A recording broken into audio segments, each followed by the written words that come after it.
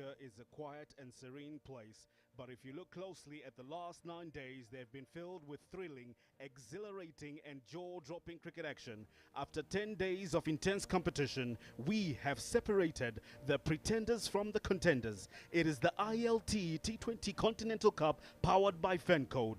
It's one more draw of blood, sweat and tears before we crown this year's champions. It's the final. It is Uganda versus Nigeria. Well, it's a fantastic morning wherever you're watching this broadcast from around the world. We welcome you to the final of the ILT20 Continental Cup powered by Fancode. Everything that has been happening in the past 9 days culminates to this moment where two teams will face off for this coveted piece of silverware. Bringing you this pre-match build-up, my name is Tawanda Eli with Davis Krashani. We'll be taking you through the moments that have stood out in this whole entire tournament. Fantastic morning to you, Davis. Yes, it is. It's good to see that there's good weather, good cricketing weather, so I'll be hoping to get a full games, you would say, this literally duration in this one. Fantastic. So 4 teams faced out 9 days ago and 2 stand up as those that will be in the final. I'm talking about Uganda and Nigeria. Hard work has been put by both sides. Some already came into this edition of the ILT20 already polished up, while others, they had to dig deep. Who am I talking about? I'm talking about Nigeria. They started off with 2 wins, then they had a 5-loss trot, and then they came back on the last 2 games to bring themselves back. What does that say about Nigeria, Davis? I think for me, you feel that they have been tested already in the 9 matches they've already played in the tournament. You feel that they were tested. Sometimes they were able to pass some of those tests. Of course, in the last 2 games, they picked up 2 big wins. You felt that they picked up those wins at a time when they needed to win those games, and they did. So you feel that the fact that they lost those 5 on the trot, I want to believe that there were lessons that were picked up, lessons that were corrected as they went into those final 2 games to win. And I feel like the fact that they're coming into the final, having been tested and passed, you feel like they have a chance to actually look to upset the top team in the tournament. Looking for an upset will be many people, especially those in Nigeria, because Uganda have gone through this tournament undefeated. They have made several changes to their sides. One, it was the first day, it was a pace-led attack, and then games that followed, it was mixed up. At one point, it had 6 spinners that were in there. So how will they pick the last final team to stand to win this cup? Well, you might have obviously expected Uganda to come into this tournament hoping to make sure they can find their combinations going. You felt that there was a lot of chopping and changing, which was expected in my opinion. But you felt that Uganda had the depth in their squad to get the guys who are actually tasked to the job to go out there and actually get the wins for them. But you feel that because it is the final, I think Uganda will go with experience. They'll not look to change too much. I would like to see Dinesh Nakrani back in the side, Alpesh Ramjan. We saw them take a break yesterday, but because the silverware on the line, I want to believe that they'll bring those big boys back into the side. Big boys they will bring. We'll have a look at the starts of many of the players that will be in action today. We'll start off with the batting lineup. Robinson Obuya tops the charts with about 255 runs that he has scored. But however, he is the only Ugandan that is in the top 10 of run getters. The rest is filled up from guys from Rwanda. I'm talking about Oscar Manishimwe, Didier Ndikubimwana. Then you'll find that Salim Salau is also in there. Solomon Ranshaw, Oscar, Sylvester Okpe, as well as Isaac Danladi. How does that look for you? Because you have one player standing out for one team, while the other one is about 5 players that really have made an addition to say that they are up there to score runs. Well, I think for me the variable you might have not have talked about, obviously, the fact that Uganda has had to chase quite a number of games. So you feel that a lot of their batters have not gotten the much needed opportunities. But for me, I think that it also speaks to the in terms of collectiveness that the Ugandan unit does possess. They have the ability to find match winners as and when the need arises. So for me, that should not be an area of concern for Uganda. They have a lot of depth and quality in that unit.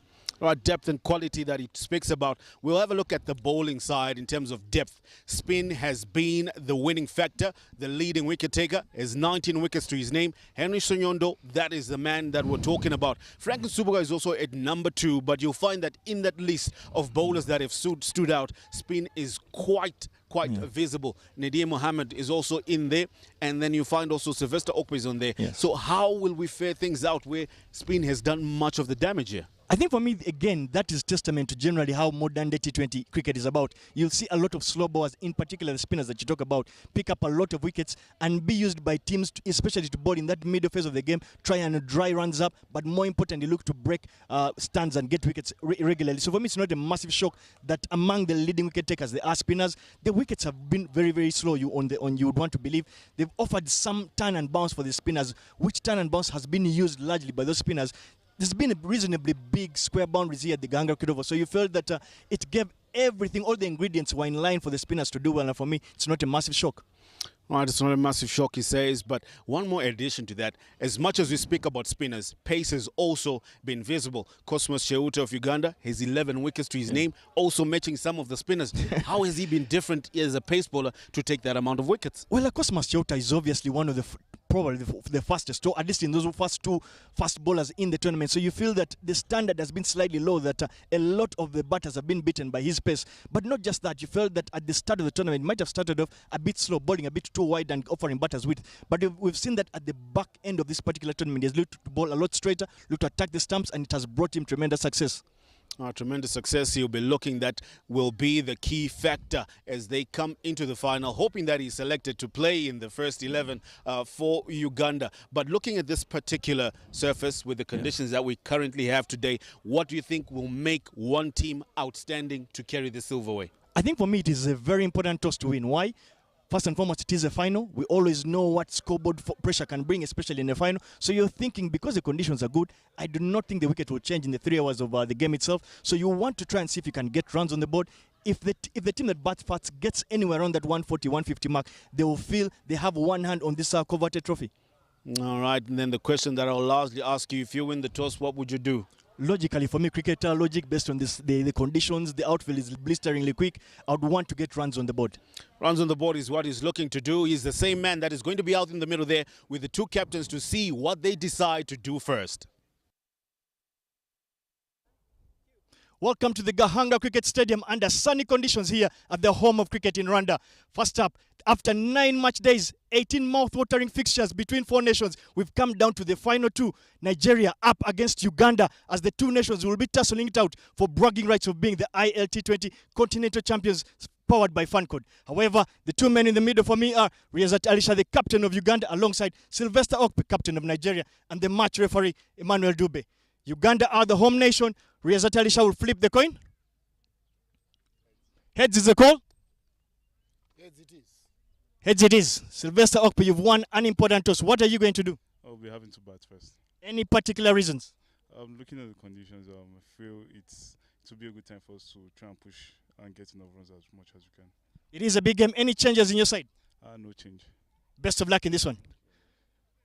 Riazat Alisha, not able to win the toss today, but what would you have done? We want to do ball first and restrict them under good target. Yeah. Any changes in your side? Yeah, we have 2 changes. Dinesh is in and Alpesh is in. Baguma is out and Simon is out. All right. Best of luck in this one. You've heard it from the news in the middle is that Nigeria won the toss and elected to bat first. Well, just bringing you some insights of what the wicket looks like. You can see some element of a bit of cracks here, but touching the wicket, and you feel that there's a bit of rolling that was done. You can tell that there was a little bit of moisture or some water that was put on the wicket before they rolled it. So you think that these particular cracks that you might be seeing, in my opinion, should not be able to open up much. So I don't think they'll make much of a difference in terms of the wicket wearing out. But you feel, because it's a wicket that has already been used for 3 match days and they are returning onto it, you feel that it will be slightly on the slower side. But it looks very well rolled. And the clay is really dry, so you feel that it should have enough runs in it. But besides that, looking at the wicket generally, you feel that it has not just runs in it, but it will, because it will be on the slightly slower side, and it is a worn-out wicket, you feel that there might be a bit of variance in that bounce. But more importantly, you feel that if you did win the toss on this particular one, you want to bat first, so that in case of any chance that there is any wear and tear on the wicket, you are able to use that much later when you come to bat, to bowl later in the second inning. But otherwise, I feel that the wicket has been very well prepared and should allow for the perfect balance between bowlers and batters.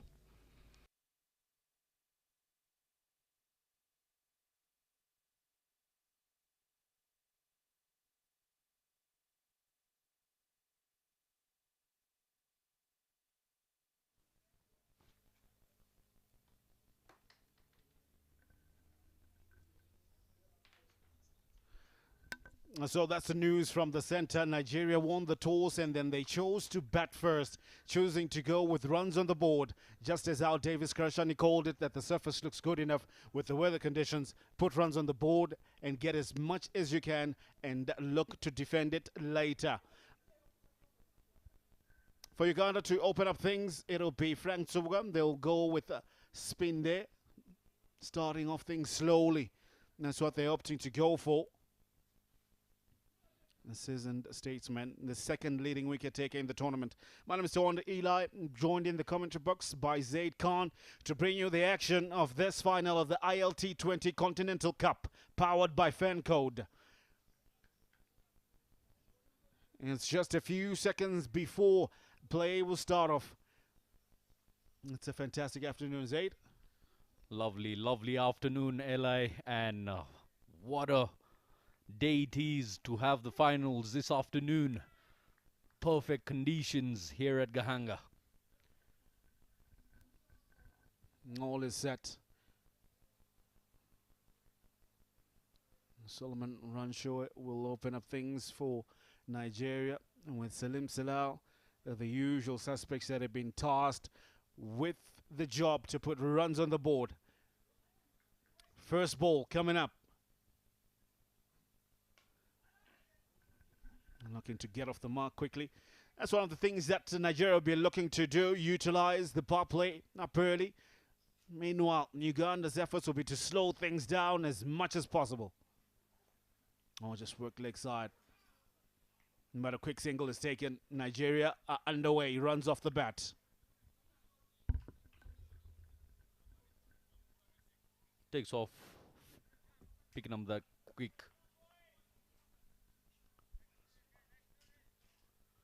single around the corner there.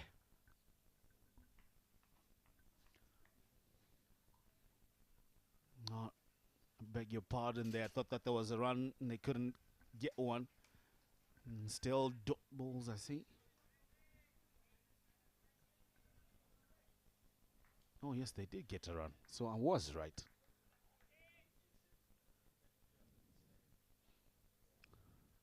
Oh, some turn off the surface there by Frank. Very, very rarely do we get him turning the ball that much, especially with the skidding action.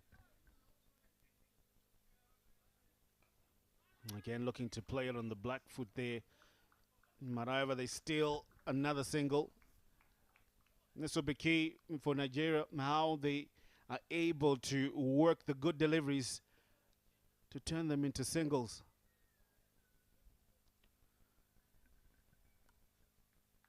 That's largely because they won't get any regular scoring opportunities. That's well played. It's just be a single to end the over. So after the first over, it'll only be 3 runs that are on the board there. It'll be 3 for no loss at the start of the first.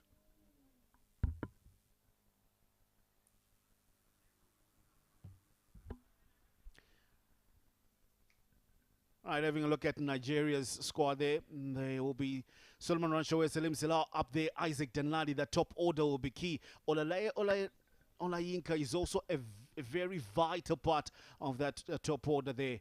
And then Peter Awo, Abdul Munini Ahmed, and then Ifeanyi Ubo, they'll be up as the pace bowlers tasked with defending whatever they're able to set there.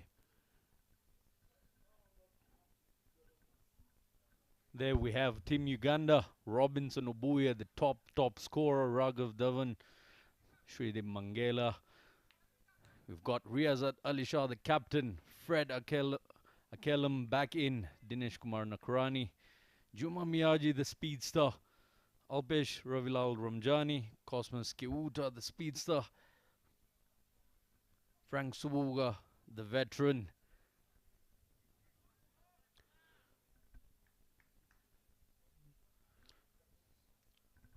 Just 3 runs coming off the first over.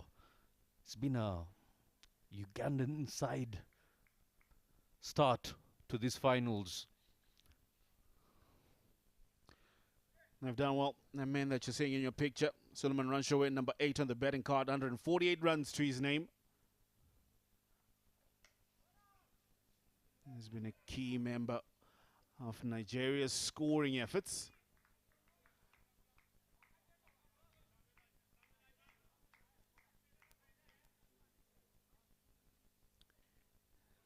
They have been scoring runs regularly. His highest is 26. He want to do better, but his strike rate is very impressive, 118. Facing Juma Miyagi, the young speed start from Uganda. Looking for a quick single. Risky, but he makes it. Yeah, picking up a single off a tough length there. Juma Miyagi not coming in easy. Started off well. Not a bad delivery on that occasion, but just very handy single picked up there by Team Nigeria.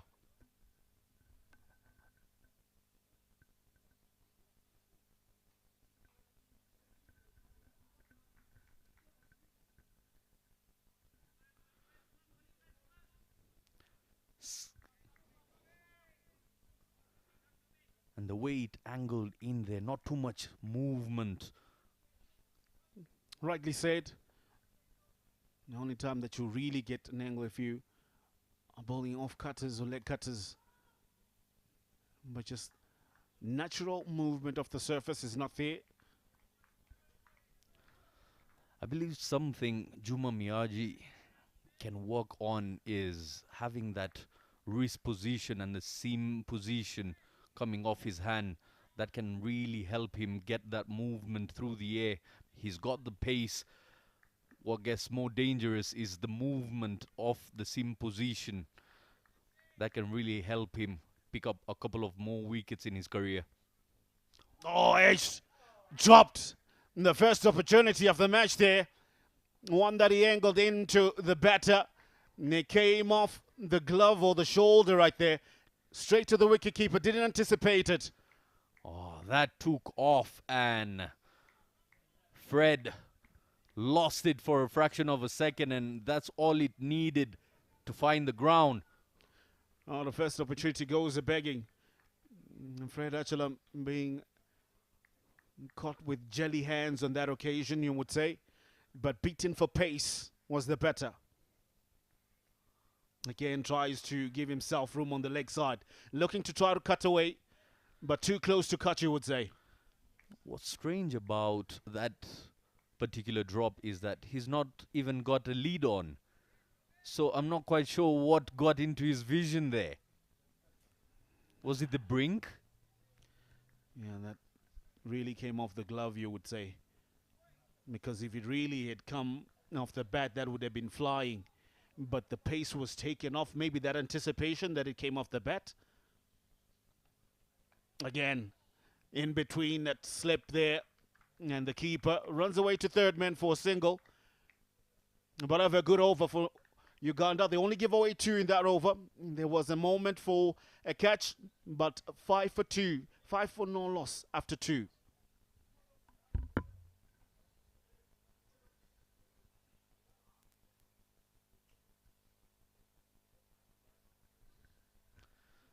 A 2-run over there by Juma Miyagi. The only thing that could have made it better was that catch, which was dropped. But keeping it in the past there, Juma just giving away 2 runs. Uganda wouldn't mind that 2 overs, 5 runs down is Team Nigeria. Frank Subuga back into the attack from the airport end. Oh, and they steal a single. Another risky. And they don't get one, they get 2 here because there was no one backing up. And there's an opportunity for a third that they take. A good awareness from Nigeria. Something that we have come accustomed to see, and now they run in between the wickets. Taking advantages of fumbles in the field, that's what Nigeria do, and they do it so well. Yeah, and from the looks of it, the agenda seems quite clear. Not to go hard at the ball, but rather drop and run. And run as hard as you possibly can. Sweep shot. Gone. Straight to Nakrani. Going for a slog sweep, but doesn't get the middle of it.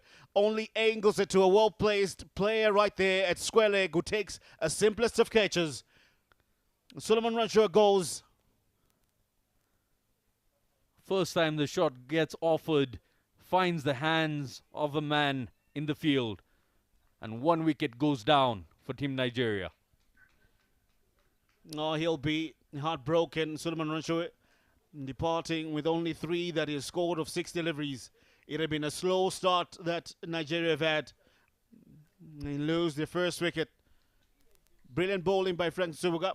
Nigeria 8 for 1.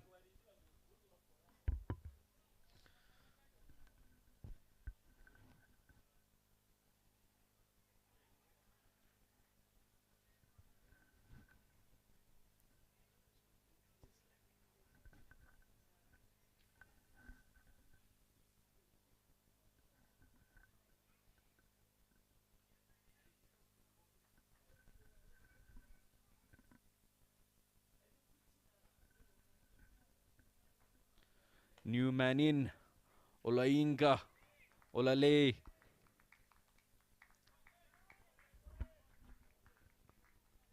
Now, but this man, what a start from Frank Subuga. Picks up a first wicket. Only into the second delivery of his second over. A magnificent start. He's not the second leading wicket taker by mistake. Every single wicket that he collects is just to reassure you why he's been part of Uganda cricket for the past 2 decades. Quicker delivery. Bounce on it, testing the aptitude and presence of mind of Olainka Olele.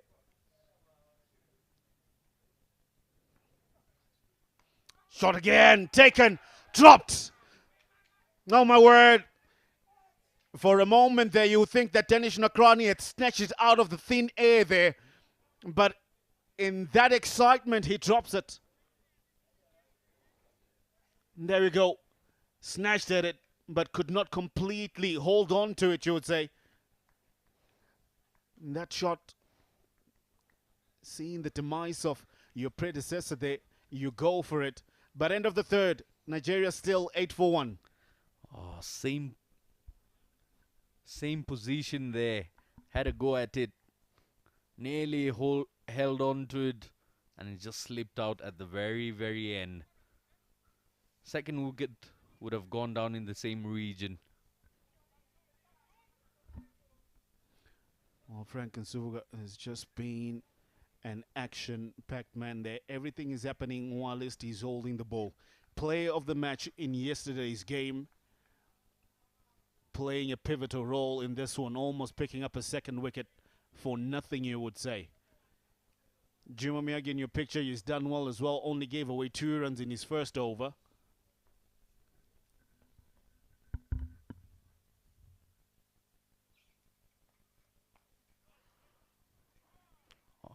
And they pick up a single off the first delivery there. Eli, I feel Frank Subuga providing that second opportunity in that particular region lets you know his beliefs and his understanding.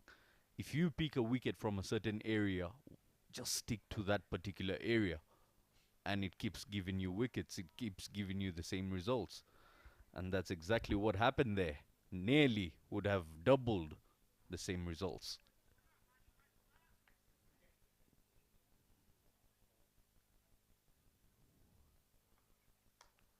Well bowled, well played. That's good cricket all around there. Being tested, Olainka Olele. Not the start that Nigeria are accustomed to. They usually quick in between the wickets. They accumulate runs quite quickly in the power play. They never really get bogged down, but they've lost a wicket quite early. An essential member of their openers. Now it's this young man's duty to step up into those shoes. But this is not any game. This is the final of the ILT20 Continental Cup powered by Fancode. Top shot. Beautiful, beautiful looking drive that down the ground. Full of class and elegance there by Ola Inca. He won't shy away from playing his shots on the rise there. Gets driven for 4.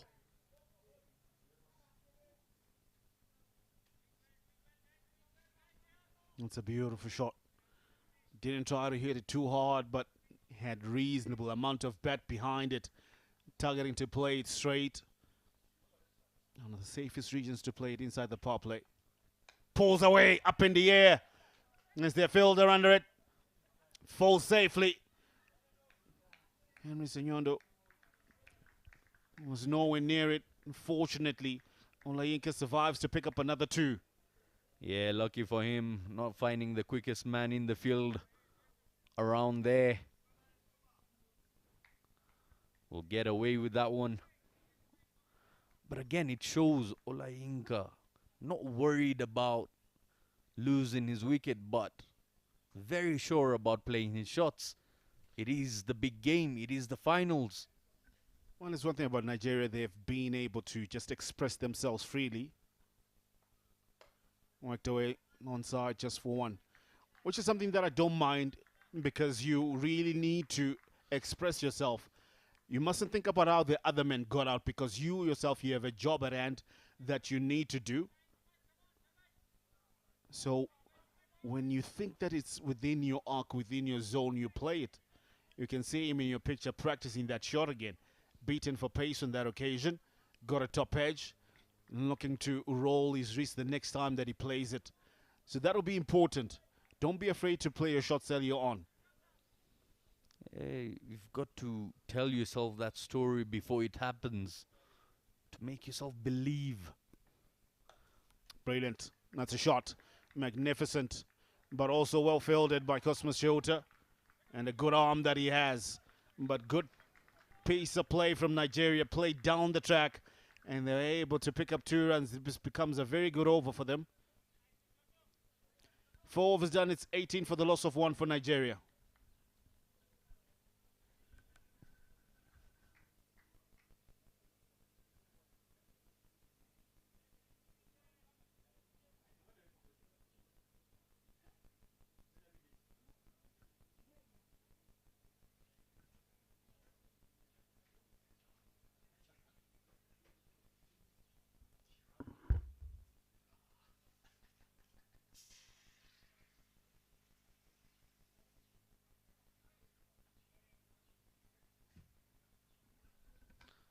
Frank Subuga is back into the attack now for his 3rd.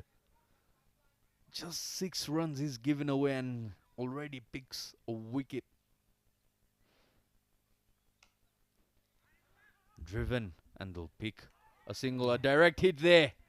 An appeal and not given. Safely in, you'd say. And I can see it from all the way from here.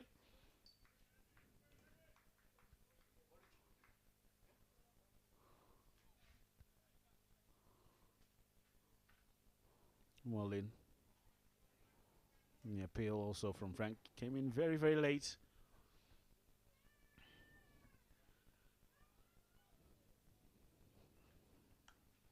As you can see, Frank is really slowing it down. Not much pace to work with. Really taking a lot of speed off it. And even the flight as well. Not much flight. Just decent enough. Play straight. And just get the 1. Again, like I mentioned earlier, it is very rare for Frank Subuga to turn the ball. And that is when he surprises you. But most often keeps it very straight. So as a batsman facing him. Oh, great use of the feet there. Neatly timed. Getting to the pitch at that one. But however, a valiant effort to go for a magnificent catch. There'll be round applause all around, because the attempt was just as good as the shot that was played there. Because there was great use of the feet to get to the pitch of that delivery. You'd almost think that it was going for 6. But however, that effort in the deep, look at that. Magnificent use of the feet, the holding of the pose and the shape. Well, this time This is live action. But if you go to that replay, you would see that everything was magnificent. The fielding effort, look at that. Use of the feet, playing it straight. And the man in the deep giving himself a chance, being aware of where the boundary was, but the slip, because we had a slight drizzle just before the start of play, that outfield will be wet. But good cricket, 5 overs done, it's 22 for 1.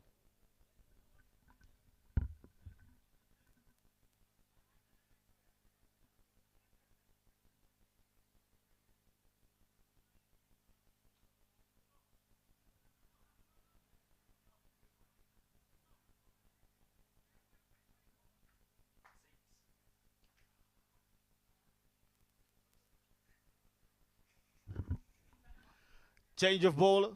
It'll be Cosmos Cheuta coming from the pavilion end.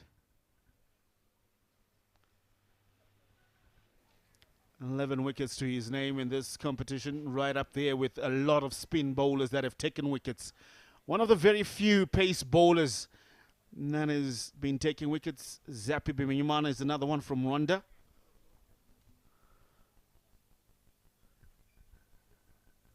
Final over of the power play here.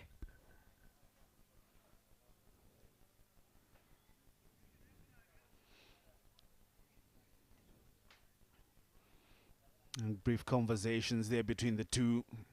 They're trying to figure out, Frank, and they're talking about spin there. You can see from their expressions. A lot is being asked about these young men, especially in a final. And they have done well in a previous final of the ICC qualifiers here that they held in Abuja. But now it's the ILT20 final that they're in action. The consistency in their performance has been good because from one competition to another and you're in the final again. Great work. Yeah, and the speedster this time coming from the pavilion end. It's got that typical pace bowlers physique. Cosmos Cheuta.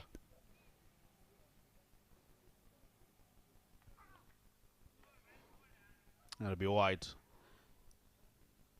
An exercise for the umpire. Cosmos has been outstanding in this tournament. Number 7 on the charts of wicket takers. 11 to his name. Best figures are 4 for 39. Economy of just 6.9. The only other better quick bowler is from the same team he's playing against, and that's Peter Ao, who is 1 wicket better than him.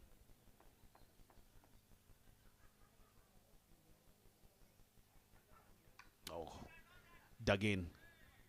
Well played, you would say. Yeah, it doesn't give you much time to think about where and how to play the shot.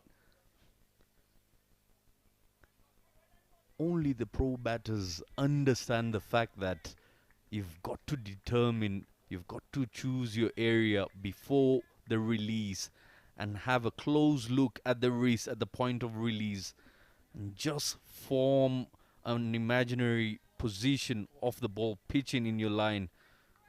Then you can always believe in yourself to connect to the deliveries coming. Looking to open the face of the blade. Yeah, you make it sound as if it's that simple, but you have to think of all those things in how many seconds? 0.00 flash of a second. Well, that's what people train for. That's what athletes train for. I read somewhere the fastest man on earth, Usain Bolt, trained 22 years to race those 9 seconds. That's a lot of work. But it has paid him with great dividends, so it has brought him great rewards out of that hard work. Cosmos putting in the hard work. And well played. You'll find third man well placed there. So it'll be just a single. Long stare from Cosmos. Doesn't smile a lot, the man. He makes you feel his gaze. But Olenka not interested, just sweeping the dirt away that he feels he doesn't need on that wicket he's playing on.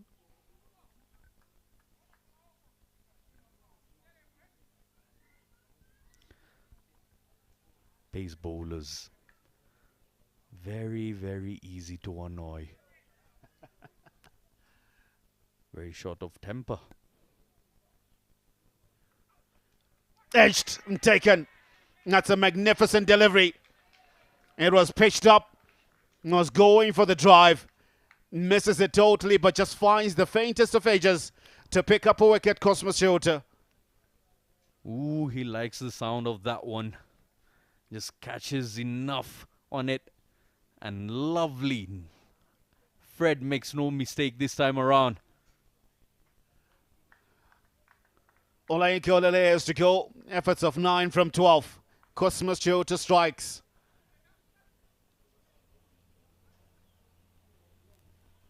It's that express pace.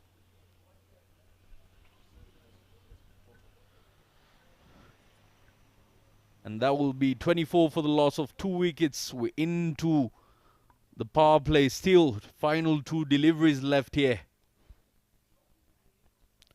New man in, Isaac Danladi.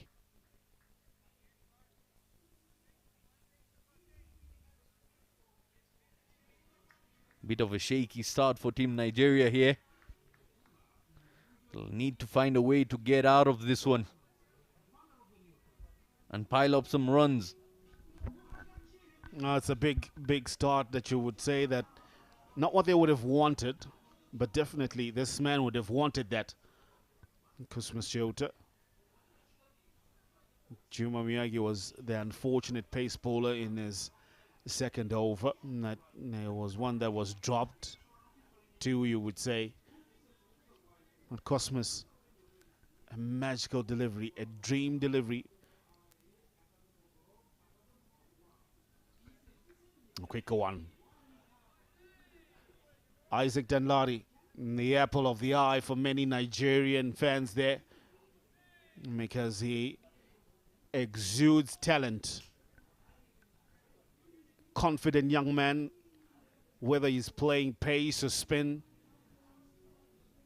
He's a magnificent all-rounder as well. But he has to bring in all of those things that he has learned into this game, because this is the final. And this is the final delivery of the power play. Quicker one just punched down the ground. Quick single taken. No, he's off the mark. 6 overs done. It's 25 for 2 Nigeria after the first power play. Let's have a look at the highlights of how things have fared. Franklin Subuga picked up a quick wicket quite early with ease. And there was some magnificent shots played down the track here. And then that's Cosmos Shota in the last over taking a brilliant wicket there. Nigeria 25 for 2 after 6. Changes in the commentary box. New voices will be coming in.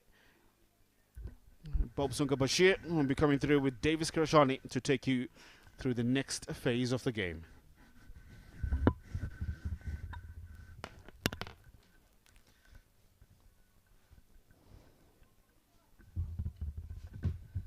$25 for 2 after the power play. Of course, after Nigeria winning the toss, deciding to have a bat faster, you would feel those men in yellow and red that they've done a tremendous job keeping the Yellow Greens just under 5 runs and over in the power play. Given, of course, that there were only 2 fielders outside the ring, as we see Frank Subuga coming in to finish his quarter from the airport end, giving away only 10, picking up a wicket. Isaac Danladi alongside that man Salim Salah, who is on 11 of 16. Welcome, Davis. Thanks, Bob. Good to be back in the commentary box. Work to do for Chota. Cosmos pulls out the big boat there, keeps it to just 2 runs, and they scamper through for a 3rd. But Bob, good to be back, and more importantly, thank you for calling out the sun god and allowing the sun to get back to the Gahanga. We're a little bit worried earlier with that drizzle. Lovely. He played this a little bit later on that occasion is Isaac Naladi. But what an effort from that man, Cosmas Cheuta, saving his side one more run. Of course, Davis, at one stage we thought it's going to rain all afternoon here. As I just said, thanks to the gods.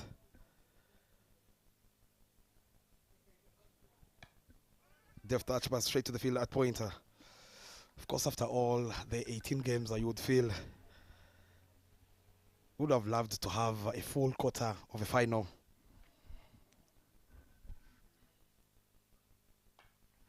Rocks on the back foot is Selim Selau, but now the field is spread. He has protection in the deep is Frank Subuga. Yeah, but look at those figures there from Frank Subuga. He's only gone for 14 in just 2 deliveries to end his quarter. Frank Subuga continues to give us that display of conscription, tying the runs down and not allowing batters. Tanadi can only get that down to the ground there. Long on for yet another single. Frank literally has built a career out of going for nothing. One of the experienced players, if not the experienced players in this tournament, coming in, of course, to finish his quarter. Into the pads on that occasion, picking that man in the deep, Juma Miyaji, who keeps it to just 1. He will finish his quarter, picking up a wicket, going for 16 is Frank Subuga. 31 for 2 after 7. You see the batting chart as Suleiman runs away, picking up that man at short leg. Dinesh Kumar, who took a very good catch, went for 3 only. Selim Salau still out there, 13 of 20. And Olayinke Olayele, 9 of 12. He was looking in fine touch. Getting 1, of course, taking the outside edge straight to the wicketkeeper. There you see the bowling chart. That man, Frank Subuga, who just finished his quarter, going for 16, picking up a wicket. Juma Miyaji going for 6 and over in his 2. And Cosmas Cheuta picking up that wicket. The big one, I must say, for Olayinke, going for only 3.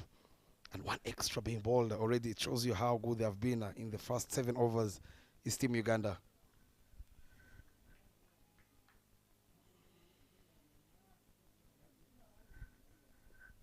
Cosmas Cheuta will be continuing from the pavilion end. Flicked. There's a man in the deep. Henry Senyondo cuts it off to only 1 run. Some applause there from the Nigerian dugout. They know that Salau is struggling on one end. He's got 14 off just 21, but they need to put into understanding that he is up against a very good bowling attack from Uganda.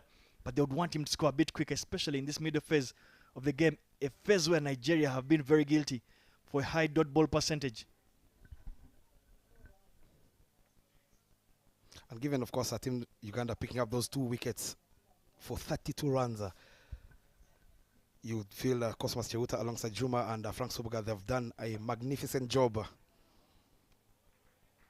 to make sure they keep them under 5 runs and over. Given they have Henry Senyondo, they have Alpesh Ramjani, they have Dinesh Nakrani. Those are 12 quality overs in this final. Look at them, the men in the dugout. They will tell you that clearly it is very hot conditions here at the Gahanga International Stadium. So trying to get some shadows or some little shade to get out of that blazing heat. It's a good time, Bob, for us to be in the commentary box. But back to the cricket itself, you just get a feeling that Salim Salau needs to get a hang on. He needs to get going and switch gears. He cannot just simply stay there at that kind of strike rate. Edge there, a little bit wider of that man, Fred Achelam, who puts on a smile as the ball races away to the boundary. Much needed boundary here from Selim Salau and the Yellow Greens. But with a pitch of delivery there from that man, Cosmas Cheuta. Perfect lines there from Cheuta, not allowing the batters any width. He's unfortunate there, obviously. The batter could only find a faint glove, which beat Fred Achelam. But for me, those are the kind of lines you want the fast bowlers to be bowling. Originally, at the start of the tournament, they were guilty for bowling a lot of width. And the batters in the tournament looked to pounce on it. But you can see they have gone through a bit of homework and known the areas they needed correct. And so far, the returns are showing. The way Selim Salau had moved back to play that particular delivery, I would love to put a sleep in place. Beats the outside edge, but a no ball is signaled by that man, Christian Gassan, around the international.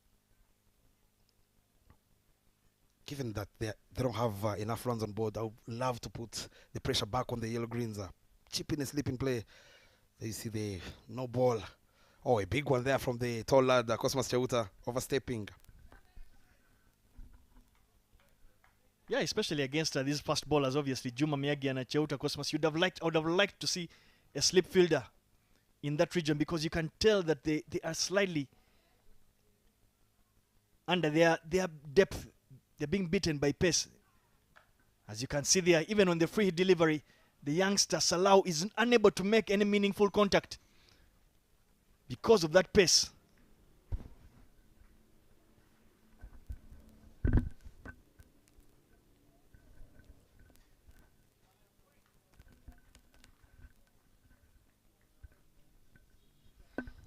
Eight coming off with his second. Two more deliveries to come from Cosmas Cheuta.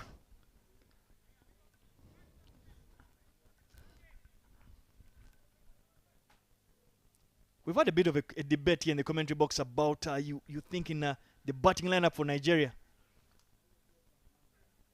Very well ball yet again from Cosmas Cheuta. Nice tidy lines. Not going anything besides that fourth stump line, and you can see he's troubling the Nigerian batters, not only with the line, but even the express pace he bowls at. Oh, hit the deck hard. No chance whatsoever to get something on it is the young Salim Salau. Very good effort ball from that man, Cosmas Cheuta. He knows, of course, that this game means a lot to them. They are yet to lose a game, I beg your pardon, coming, of course, into this final. They would love to finish on a high. And coming back to your question, the batting lineup of the Yellow Greens, that man who just lost his wicket, Olayinke, he's been on and off the side, but I'll tell you, he's one of the batsmen who had the best technique in the Yellow Greens. I would have loved him to come in one down and try and cement, of course, that position. And with that dot bowler, we'll come to the end of the 8th, 39 for 2.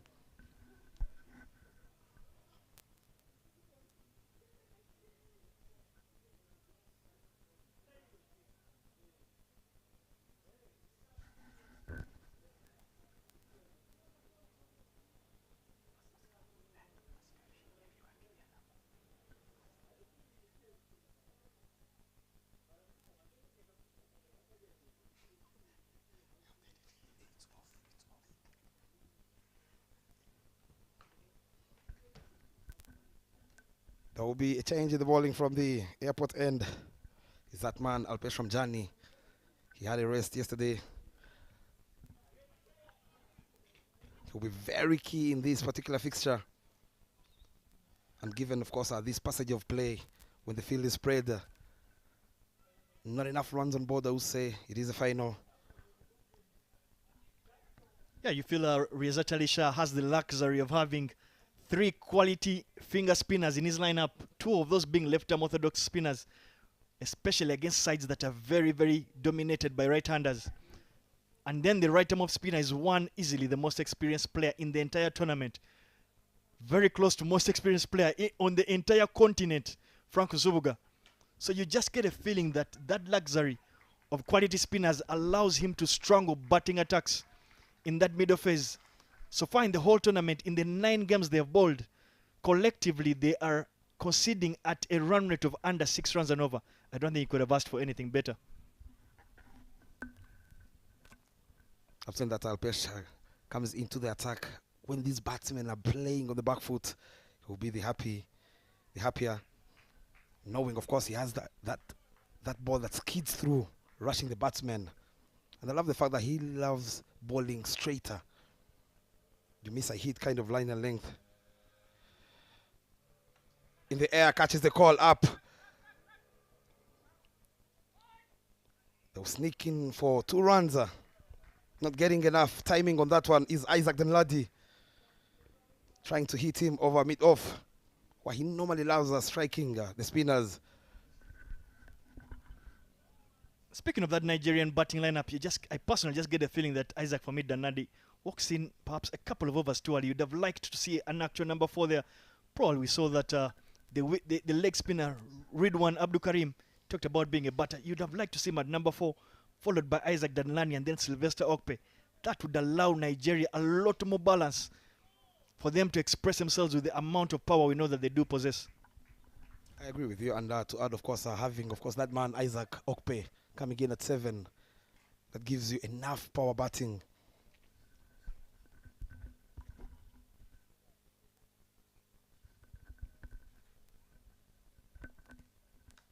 Very well ball yet again from Alpesh. His line of attack, he'll look to simply attack those 3 stumps, ball a couple of balls, targeting that LBW and ball dismissal.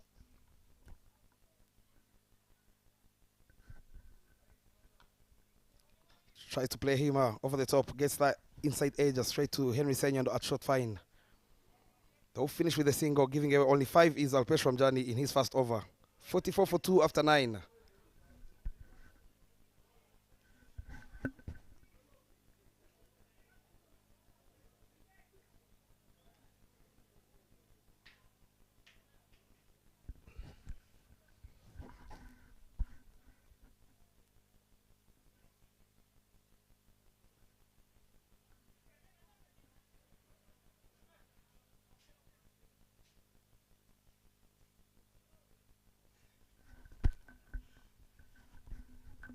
As we get back to the cricket itself on the field, Bob, I do not think we speak enough about just how well teams have done.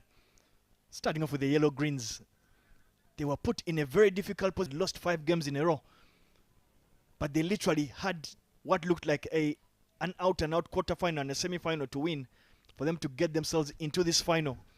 And you felt that they did it in style. They literally did not knock on that door. They literally broke that door down to show the other teams, Rwanda and Botswana, that they were the more deserving of the 3 teams that were making it to that final. So for me, I thought Nigeria have a lot of positives they can take from this tournament.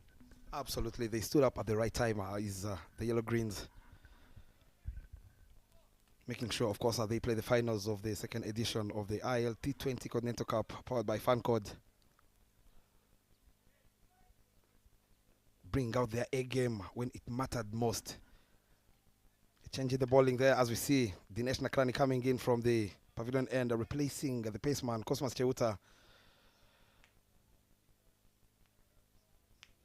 Not many teams are Davis recover from 5 defeats on the trot and making sure they play that final. They've had, of course, some collective performances from that man Selim Selau. He's on 21 of 28, driven powerfully down the ground. To long off where Juma Miyaji keeps it to only 1 run. What a gem of a youngster he is. One for the future, you might say here. Certainly a find for Nigeria, and if he walks obviously into this tournament as one Who had to cover a lot of ground. He leaves to die. Another day is Isaac Danladi. Didn't get enough timing to get it over the ropes.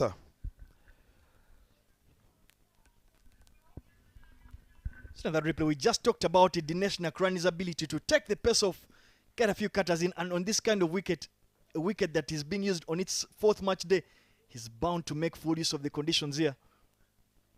And there it is, he cleans him up. Did tell you Dinesh Nakrani looks to attack the stumps, and the youngster Salim Salau is put out of his long vigil. He scored 22 runs off 30 balls. He has to take the long way back to the dugout is the young Salim Salau. Yet again is that man in his first over. Full on that occasion, a toe crusher there. Off stump, out of the ground. Picks up his first in his first over is Dinesh Nakrani. 22 of 30 with only 1 boundary. Striking it at 73. His tournament comes to an end with the bat.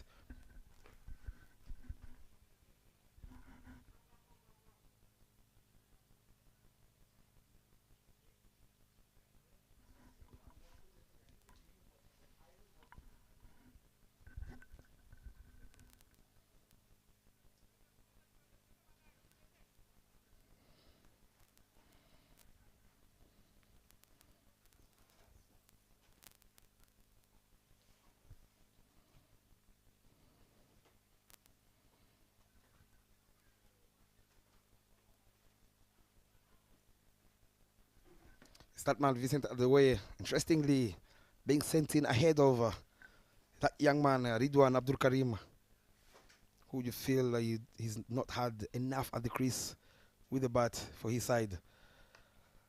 Straight into the block hole. He gets off the mark. Is Vincent at the way. 2nd time round, we are seeing him getting promoted ahead of Sylvester Okpe. But with that single, Nigeria 47 for the loss of 3 wickets after 10.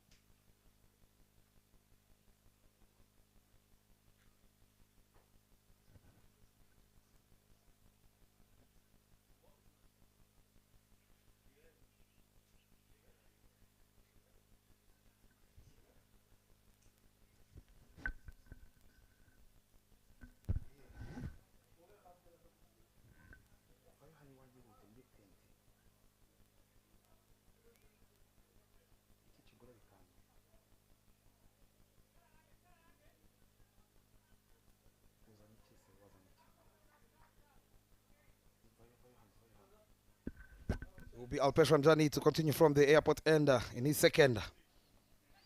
Top age on that occasion. Calls over the wicket keeper.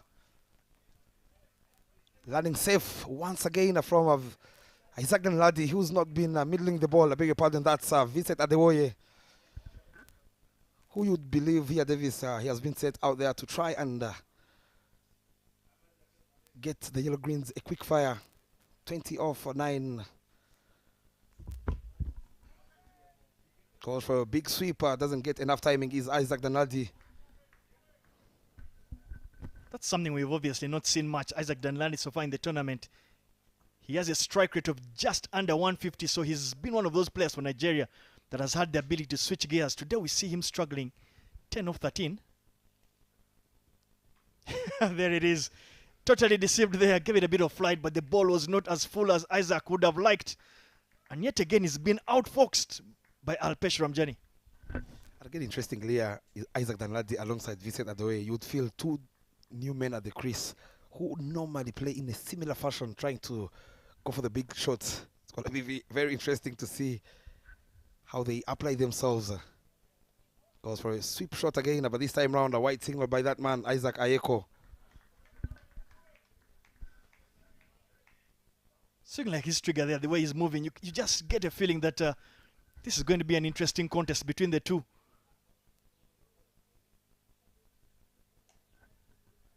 There is a scamper through for a single. Easy decision there for the umpire, and he's sent backing. Vincent Adewoye has lost his wicket to a needless run out. It's the pressure, dot ball pressure. What it does to the opposition side as they lose their fourth is Team Nigeria. 49 for 4 after 10.4. Look at that, a deft touch there, bowling it slightly away. Got something on it, straight to that man who didn't even move an inch. What a perfect throw there. Nowhere in the frame is that man, Vincent Adewoye. And again, the gamble doesn't work for the Yellow Greens, being sent ahead of the captain and Ridwan. The runner ball too, you would have liked to have gotten a lot more, especially having been promoted ahead of Sylvester Okpe. But in walks the Nigerian captain, Sylvester Okpe. He will know he has a massive job to do with bat in hand.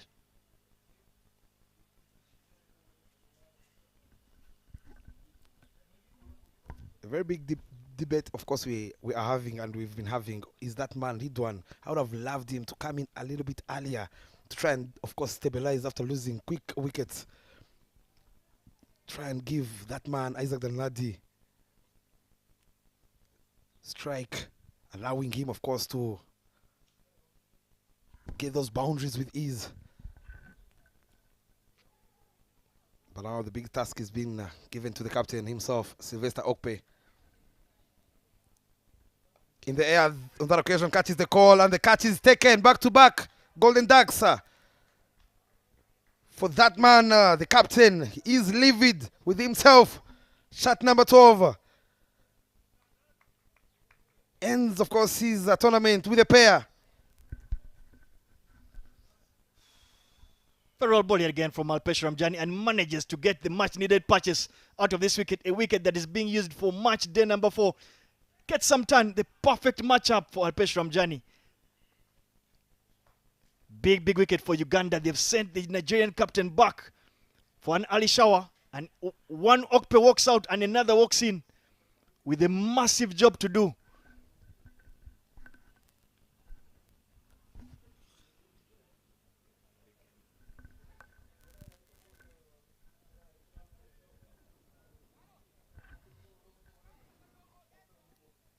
It's the brother Isaac Okpe who joins Isaac Danladi, who's been watching a lot of action from the other end. Is that man, the MVP, Danladi, who is on 10 or 15. Losing 2 wickets in no time. 49 for 5 after 10.5. Enticing delivery there, and he will end his second over, giving away only 2 runs, I beg your pardon, and picking up 2 wickets. Of course, one coming with a run out of Cosmas Cheuta. 49 for 5 after 11.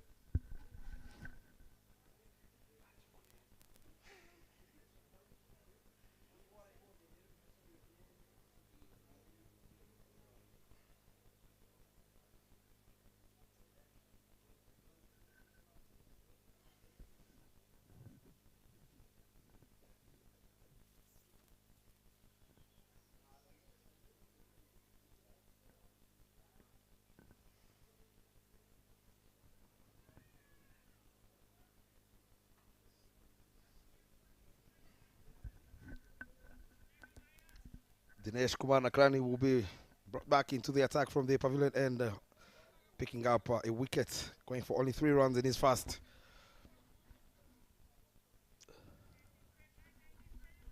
And with 9 overs to go, Nigeria have lost half their side. But they'll know that out there they do have competent all-rounders who are a lot more than just decent with bat in hand. That's drifting way down the leg side. Easy decision there for the umpire, but they will know that they have to put a big job in, big shift.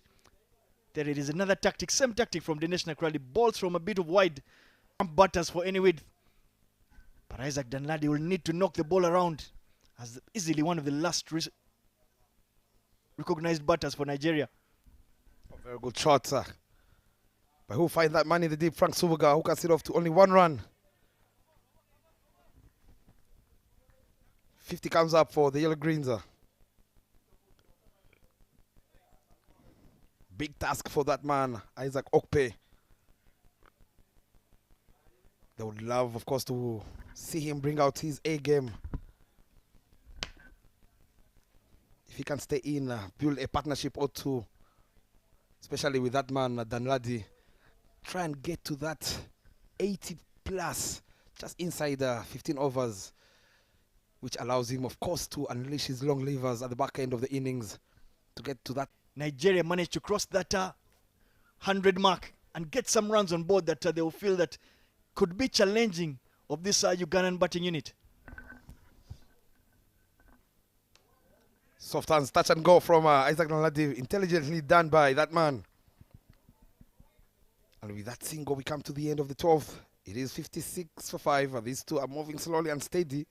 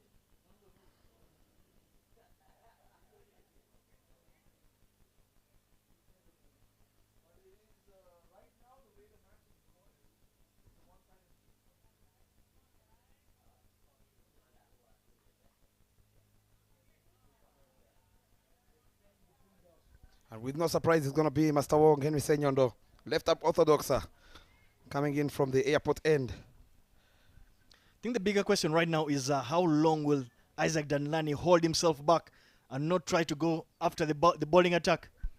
He'll know that for Nigeria to have any chance, they must have some runs on board. He's up against the leading wicket taker with 19 scalps. Hits him down to long on for another single. Bob, just to let you know, the last time Uganda ever lost a Continental Cup game was in that first ever game in the last edition where they played Kenya. But up until now, they've not lost a game in this kind of tournament.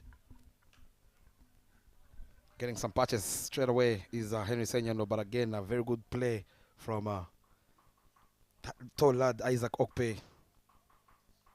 Trying to assess the wicket is the all-rounder. His wicket is going to be very key in this particular game. Touch and go again, straight to the fielder at point. Talk about the running between the wickets. That 59 runs on board, I will tell you, Davis, they have scored 36 in singles. Shows you how good they have been. They know the bowling is, of course, very tight up front from the Ugandans, making sure they turn those good balls into singles.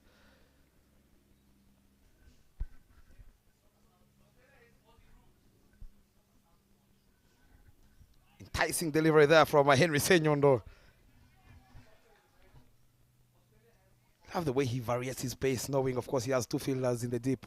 Long off, long on. Trying to force Isaac to play him down the ground. He goes on that occasion, not enough timing. Will drop short at the field at long off. It's a big heave for it not to get outside the 30-yard. But you must give credit as well to the captains that know how to use Henry Senyondo. He bowls at the perfect time when batters are struggling to try and get runs, but they've lost a couple of wickets. So he comes at a time when they have to try and go after him, and he simply cleans up a lot of teams. Very good over here for the Yellow Greens. Picking up 5 in his first over is Henry Senyondo. 61 for 5 after 13.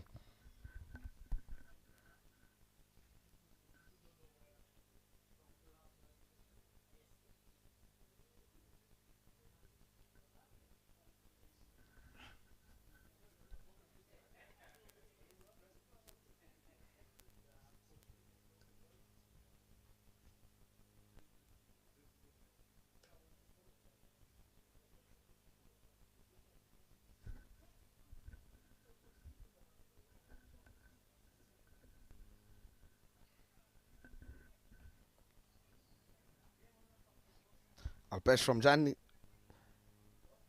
picking up a wicket, going for 7 in his 2 is going to be very key. Changing ends, coming now from the pavilion end.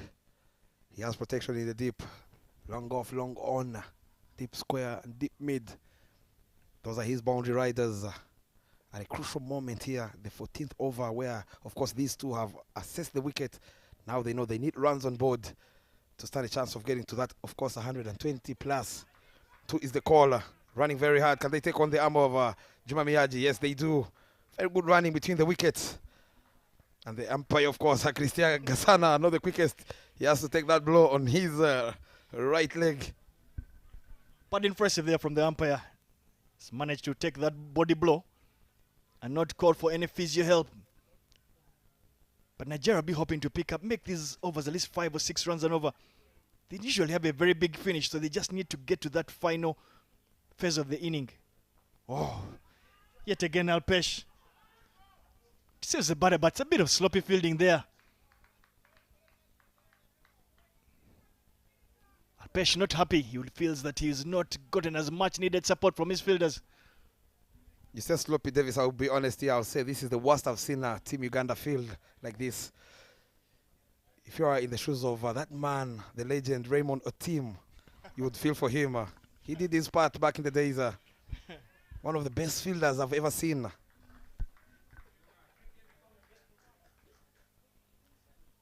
Yes, obviously Raymond Otim. He made a lot of cricket teams based on his fielding skill set. But do not get me wrong, he did save a lot of his teams many runs. As the cock pedasses down the wicket, the arm ball is missed it, but not only him, Fred Achelam makes a meal out of that one. Could have been an easy stamping, but much needed boundary for Botswana, for Nigeria.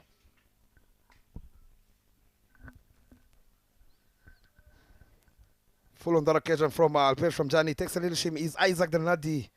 Beats everything, including the wicketkeeper, of course. Much needed boundary here for the Yellow Greens. Started off, of course, with those 2 runs. Trying to get that over above 10 at these 2. 2 more deliveries to come. Soft hands straight to that man at point. This time around, they don't go for that quick single.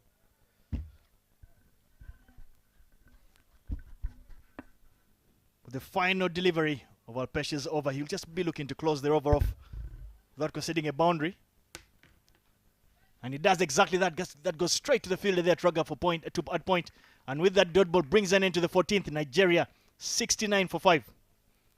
There will be a change in the commentary box. Zahid Khan alongside Tawanda Eli will return.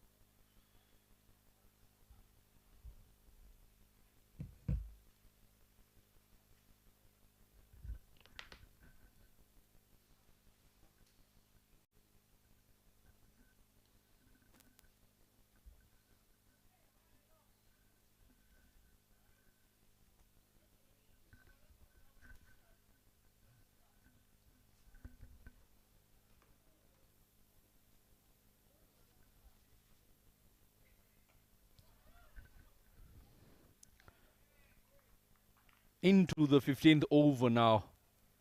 Henry Senyondo comes back for his second. Starts off with a single.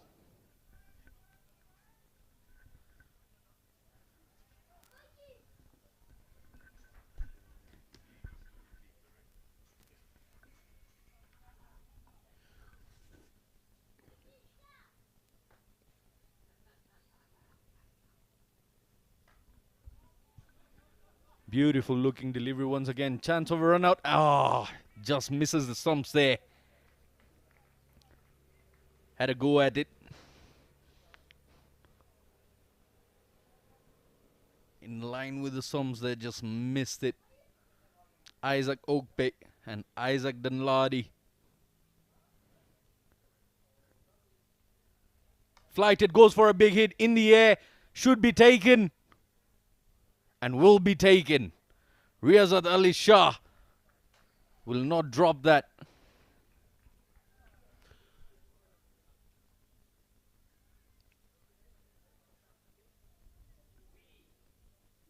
Isaac Ope looking to escalate things here. Tries to heave it straight. Gets plenty of air with that one.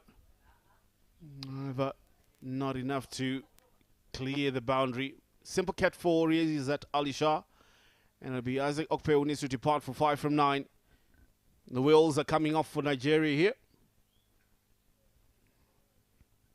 And they will be 71 for the loss of 6. Yeah.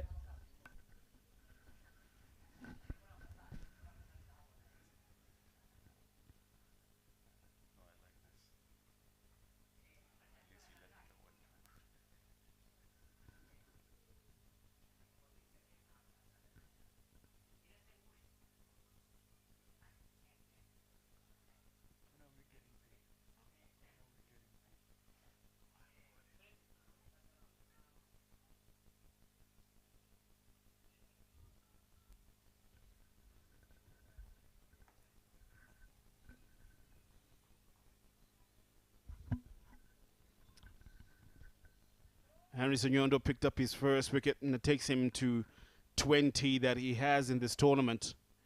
He collects wickets for fun, you would say. Ridwan Karim is a new man that has just walked in. A key member of Nigerian lineup. Used mainly as a bowler, but he says that he's a batter who can bowl. Plays that beautifully off the back foot. And they'll be running hard as the throw is off. And pick up 2 comfortably there. Now trying to add some urgency or try to get some momentum out of it.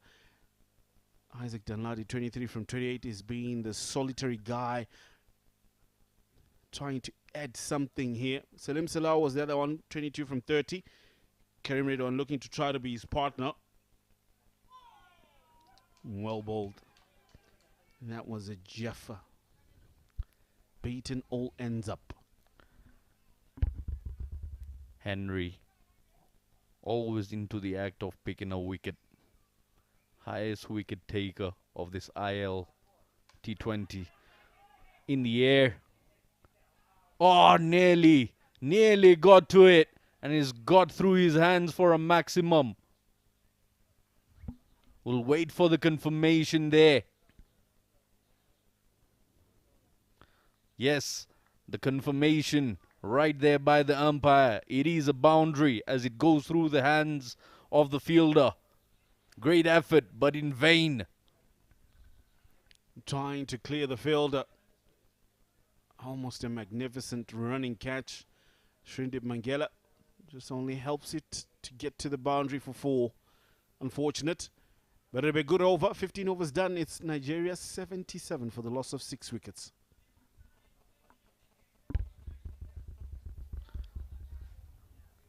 See, those are the deliveries why Henry keeps picking up wickets.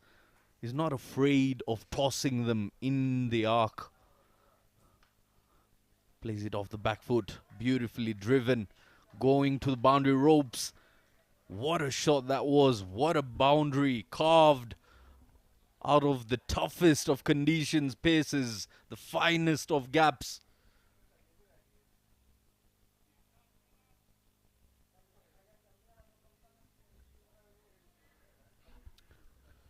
Must feel for this young man, Isaac Danladi. Needs someone that he can strike a partnership with 5 remaining overs to go. Crunch down. And that'll be for another one. It'll be back-to-back boundaries. Proving that he is definitely one for the future for Nigeria. Still trying to fight strong, digging deep from himself. Betting out of his usual self. This one plays it straight as ever. Yeah, clearly you can see he's not playing the bowler, he's playing the ball. See the ball, hit the ball. Back-to-back boundaries for him.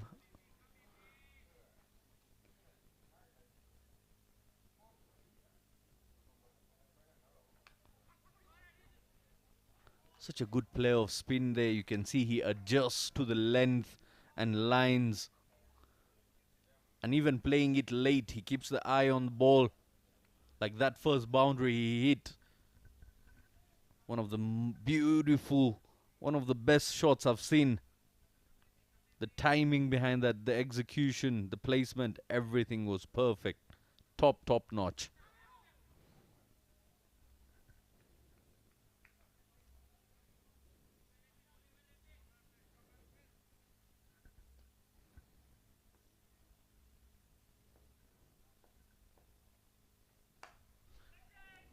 Up in the air. Dropped. He had set himself well there. That's Juma.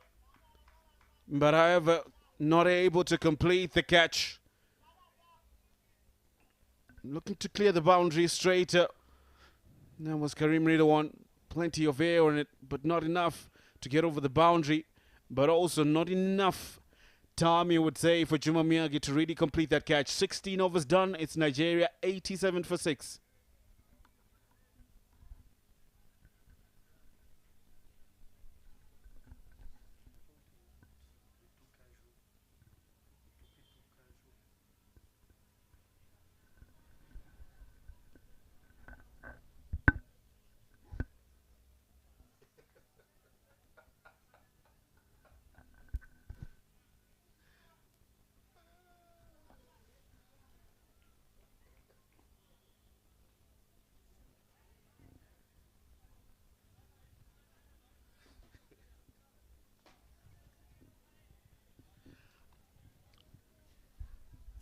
Four remaining overs. How many more can Nigeria add on to this?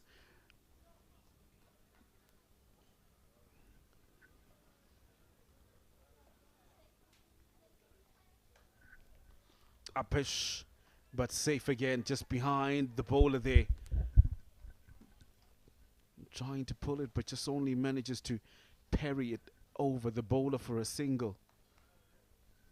Karim Ridwan trying to add a little bit of impetus into the scoring. He's been trying these big shots.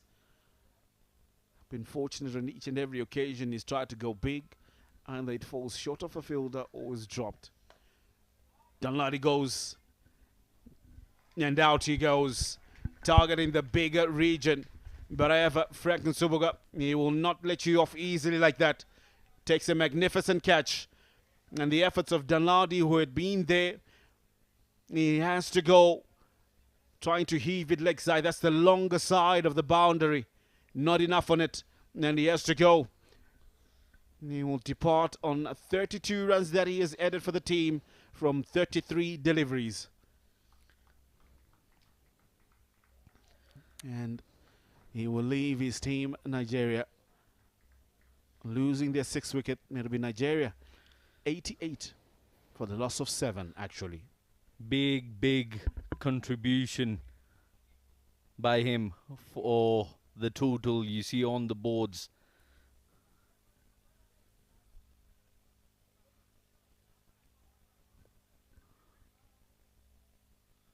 He's done really well. A dying effort there. Uganda don't drop much. Yes, they've dropped a couple, but not too many times. New man in. Abdul Mumuni.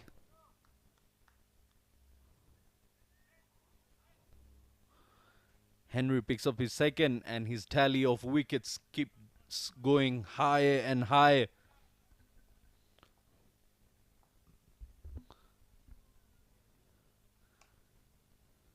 Well played. Using the full face of the bat there just to fence it off. Henry Senyondo now on 21 wickets in the tournament. What a story it has been for him. Looking for distinction.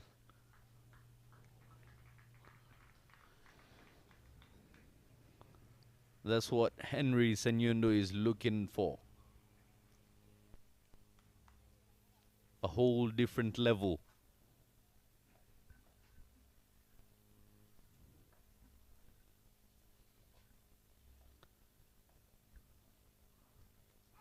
Big shout, big shout. None given. He took his time there to think about that one, the umpire. But Kareem Ridwan has to take the long walk. Henry Senyondo picks up a third. And that was a very close one with the shot. Slow in the air. Went for the block shot there. It would have been challenging that leg stump and middle stump. The umpire took his time. But in the end, he had to raise his hand. Ridwan goes for 8 of 7. The umpire there taking so much time. Henry nearly looking away from the umpire. And at the very last second, from the corners of his peripheral, he saw the finger coming up.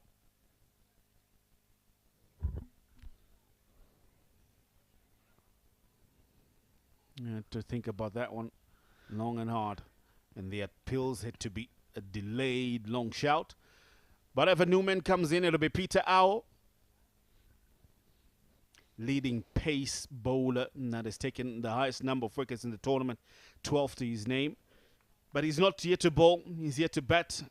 Try and see how many more runs he can add to the team's total, 89 right now. Strong, strong man. Can see the biceps and the triceps all popping out.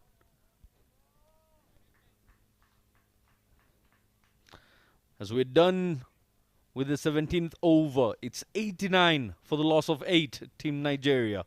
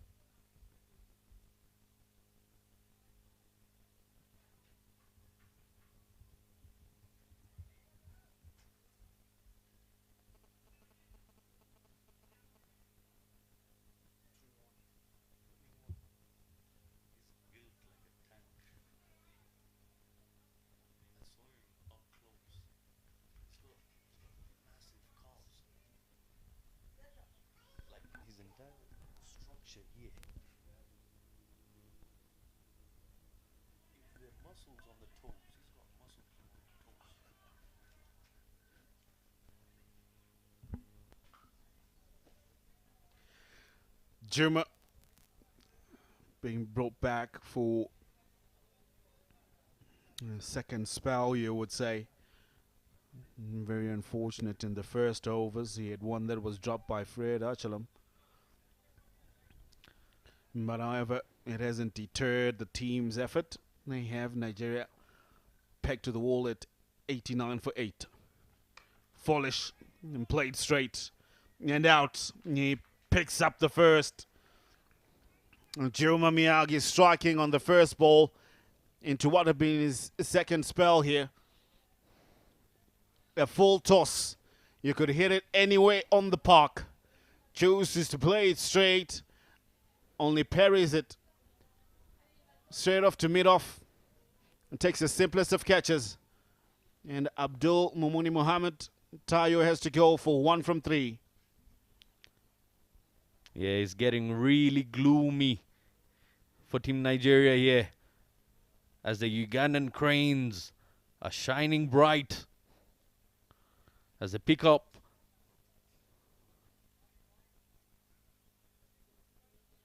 as the cricket cranes.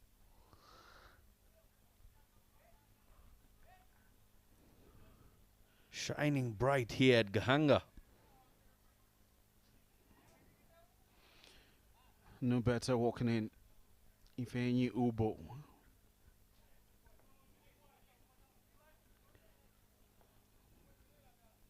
The last man to come through for Nigeria here. Plenty of fielders have come inside the circle, mid on, mid off, and they're up. Well left.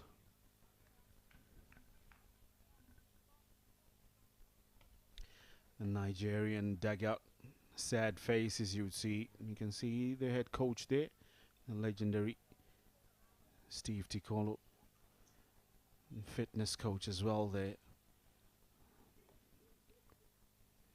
Some heads dropping. Yes, they came, they showed up, but not on this occasion, not to this final. Oh, well bowled and well defended too, and good running. Oh well, good running towards the 9 strikers and not towards the danger end. A good throw in the end by Raghav Dhawan. He had the presence of mind to see that the man running towards the wicketkeeper's end was very slow. Those faces will be smiling. Let's have a look at that again. He played it well to defend it. And they called for the one, but that throw. Magnificent direct hit.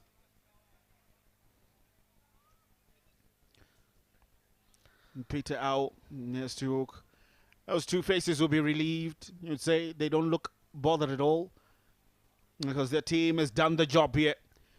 Nigeria will be all out for 89 in 17.3 overs. And that's what they can put up in this ILT20 Continental Cup powered by Fancode. Looking at Nigeria's batting card, Suleiman Ranshaw, no contributions whatsoever that would make an impact. 3 from 6. Salim Salau did stray there for a while. 22 from 30. Olaleo Lainka, unfortunate 9 from 12. Isaac Danladi is solitary figure that did try to stand out, and he does. Top scoring with 32 from 33. The rest, it's been a sad case. They didn't come to the party.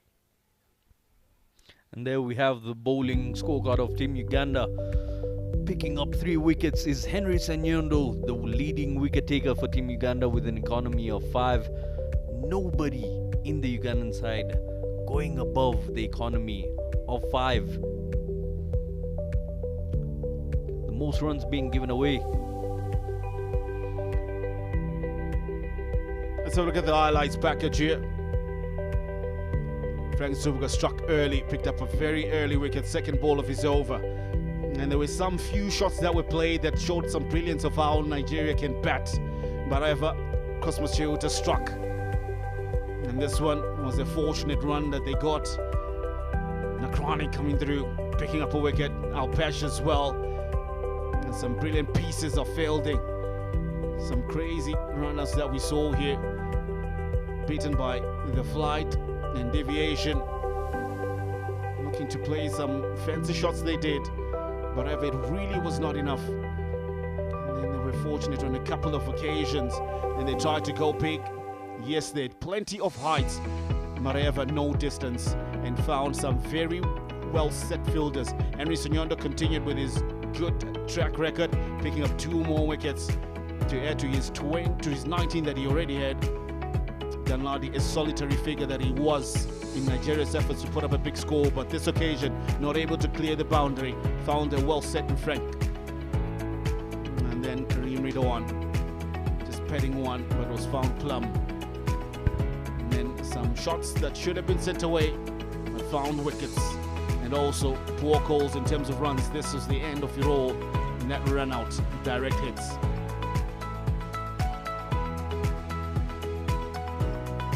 So that's it from Nigeria's innings. We'll be back shortly for the chase as we see Uganda in action.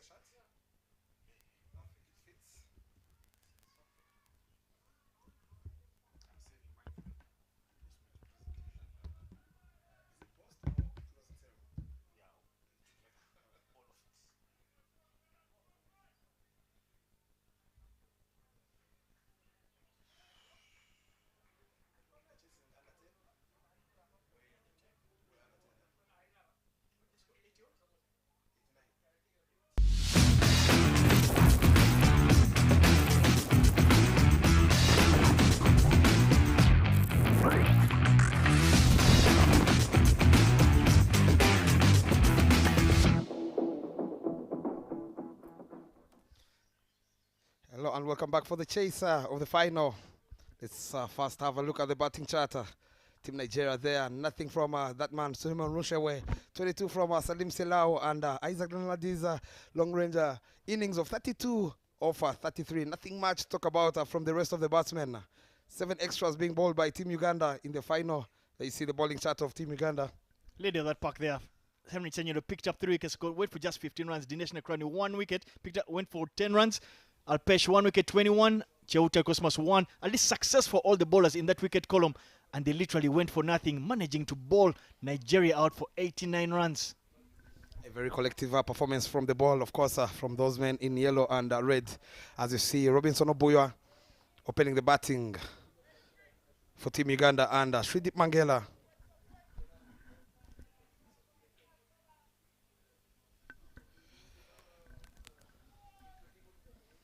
Good feel, Davis, as we come to the chase. The target being set by the Yellow Greens of 90. Uganda have done a tremendous job with the ball, making sure they ball out the Yellow Greens just under 90. What a performance they've had. Now it's time for the chase as we see that man left arm quick. Mohamed Taiwo coming in from the pavilion end to ball the first over. On strike is going to be Shridip Mangela. No sleeping play. He has opted to go for a third man and a deep mid wicket. Here we go, fast ball. Down the leg side, they open their account with that extra ease, Team Uganda. You just get a feeling at this particular point, Bob. Of course, looking at that fast delivery, tripped way down the leg side. Easy pickings and allows Uganda's ranchers to get underway. But you just get a feeling, Bob, that Nigeria literally never engaged any gear. As far as the first inning went, you feel that Nigeria only won the toss. They will know that they are a lot better of a batting unit than they managed to put together in the final. Into the pads, trying to play it on the onside. Could only manage to pick that man at short mid-wicket. Talking about that score of 89, I would feel they've been playing around their batting lineup. And on the day it mattered most, where I feel they would have went with their strong batsmen up front. They missed the trick. And of course, those men in yellow and red pounced on it.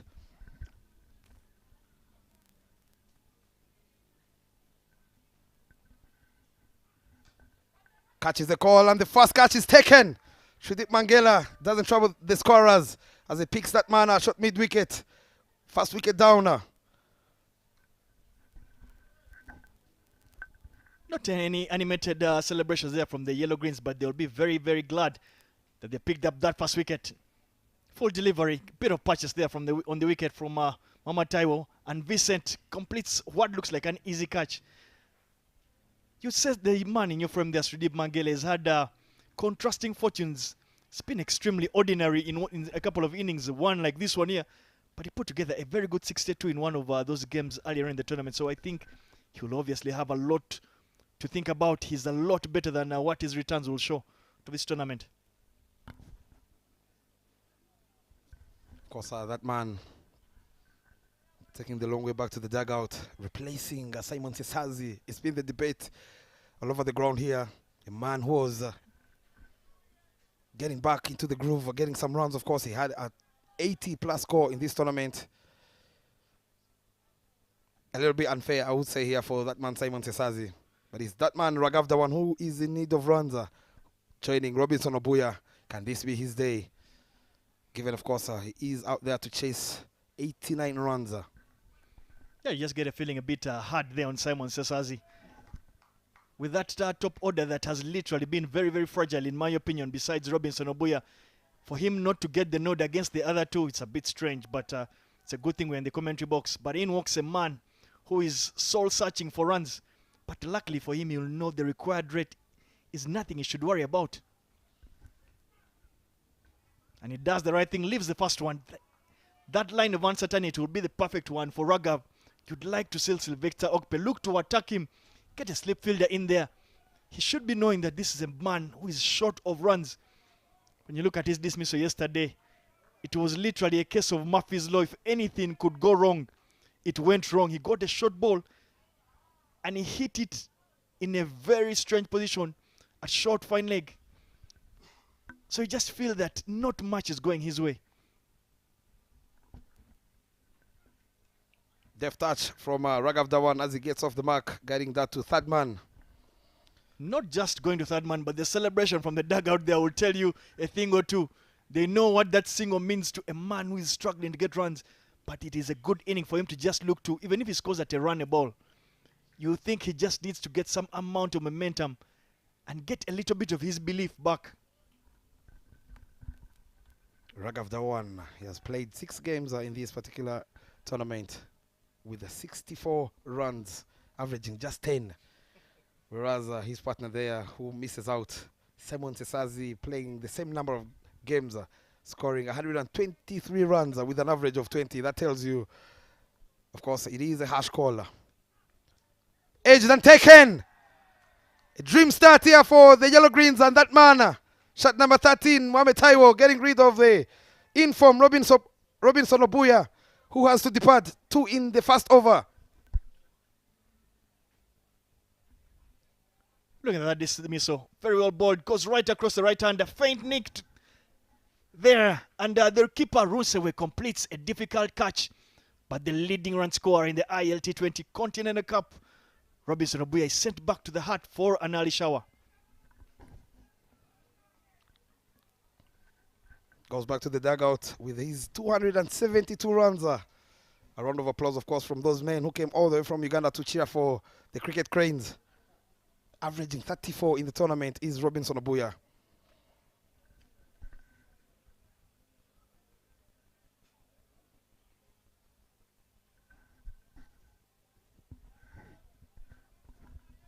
And the man in from there, the captain of Uganda, the Cricket Cranes, Riazat Alisha. Got an uncharacteristic inning from him yesterday. Got 34 runs, but he was there for quite a while. But perhaps he might have felt that that's the kind of inning he needed to get his run scoring going in the tournament. He's been in a bit of a lean patch lately, besides that Challenge League B where he led his side, of course, to the top of that log. But you'll know that the game is not yet done, and you feel that it is evenly poised since Nigeria have struck and picked up 2 big wickets in this first over. 2 new batsmen at the crease.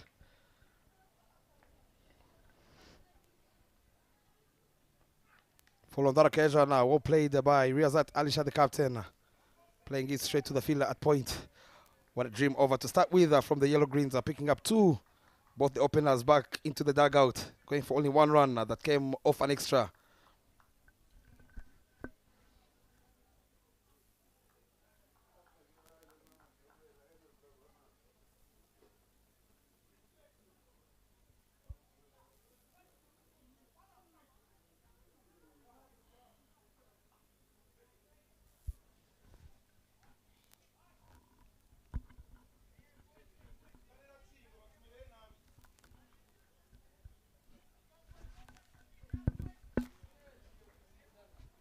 And appeared as like the regular opening ball as well for Nigeria. Peter Aho is the man that is tasked to do or look to replicate what Mohamed Taiwo has done in the first over of this defense of those 89 runs. But the Nigerian Yellow Greens have found their voices. They know that having picked up 2 wickets in the first over, conceding just 2 runs, they'll feel like it's the dream start they would have been looking for.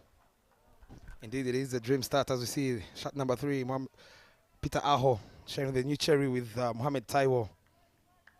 He got some patches off that particular pitch. It's going to be very key for the captain, Riazat Alisha. He has a big task ahead to get his team over the line. He had, of course, a pedestrian knock of 37 in yesterday's game. Starts off with an extra is Peter Aho.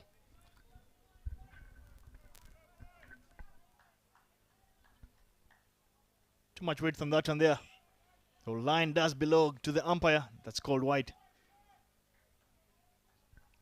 But having scored just 89 runs, Nigeria will know that they cannot concede anywhere close to 5 extras They need to make life as hard as possible for Uganda.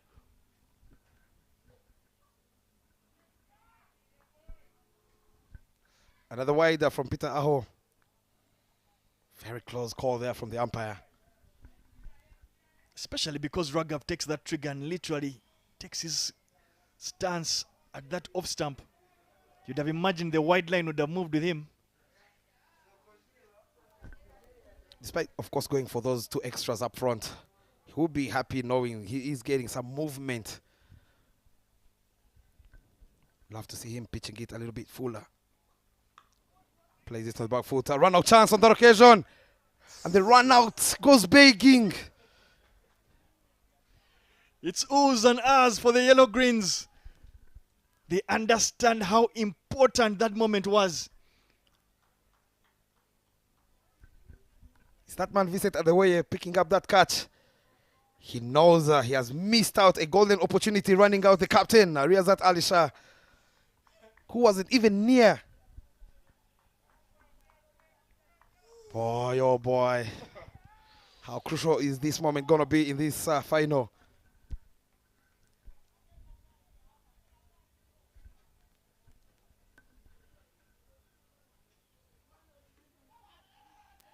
Pitwai there from Peter Aho, but good to see him not give the butter width. But again, you can see from that replay, that late trigger from Raghav simply will tell you that he'll be slightly late on it, especially if there's some pace. So you'd have liked to see a slip fielder in there for Peter Aho because he's getting some lateral movement. And they'll know that for them to win this game, they need to take 10 Ugandan wickets before getting to that 20 over mark.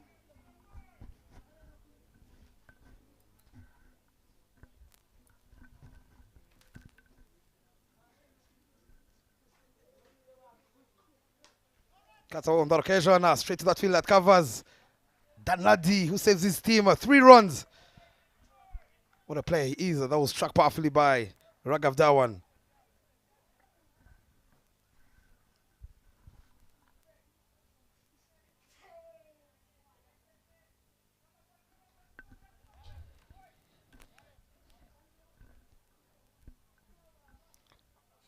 On this occasion, that man, the captain, has been given life, of course. This is a different pitch compared to the one of yesterday where the ball wasn't coming on. We saw earlier in the first innings this wicket getting some carry. Who will be the happiest, of course, is Riazat Alisha. Plays this on the back footer. And he will get off the mark, is the captain.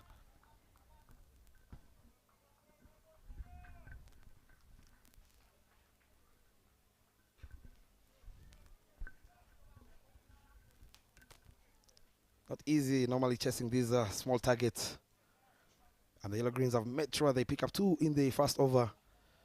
But again, you would feel if Riazat Alisha and Raghav Dhawan get their eye in, assess the wicket, play out the power play without losing another wicket, even if they get to that 25 in the power play, you'd feel they will be with the upper hand.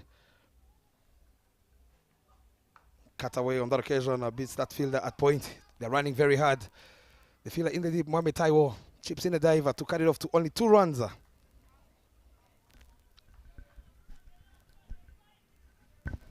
And that slightly wide delivery that gives the bat a bit of width, allows him to free his arms.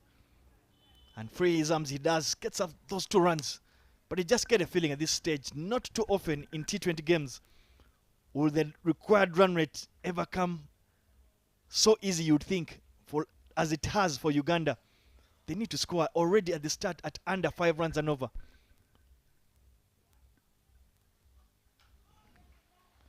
So you just need to think that perhaps they just need to put together a decent enough partnership. They do not need to require to get out of blocks pretty quickly. But after that dot ball, Uganda 8 for 2.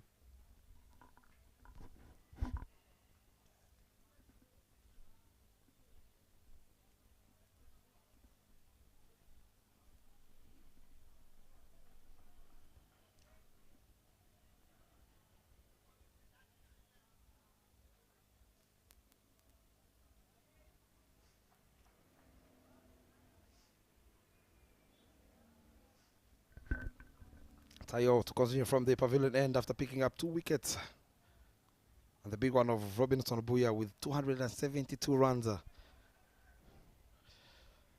The man who stood still and tall for his side, making sure every time he walked out in the middle, he gave them a beautiful start. But this time round, he had to depart courtesy of that man, Mohamed Taiwo. The Yellow Greens would love him to pick up another wicket as he puts a slip in play for that outside edge. Right on the money once again from Mohamed Taiwo. Not giving room whatsoever to Riazat Ali Shah to free his arms.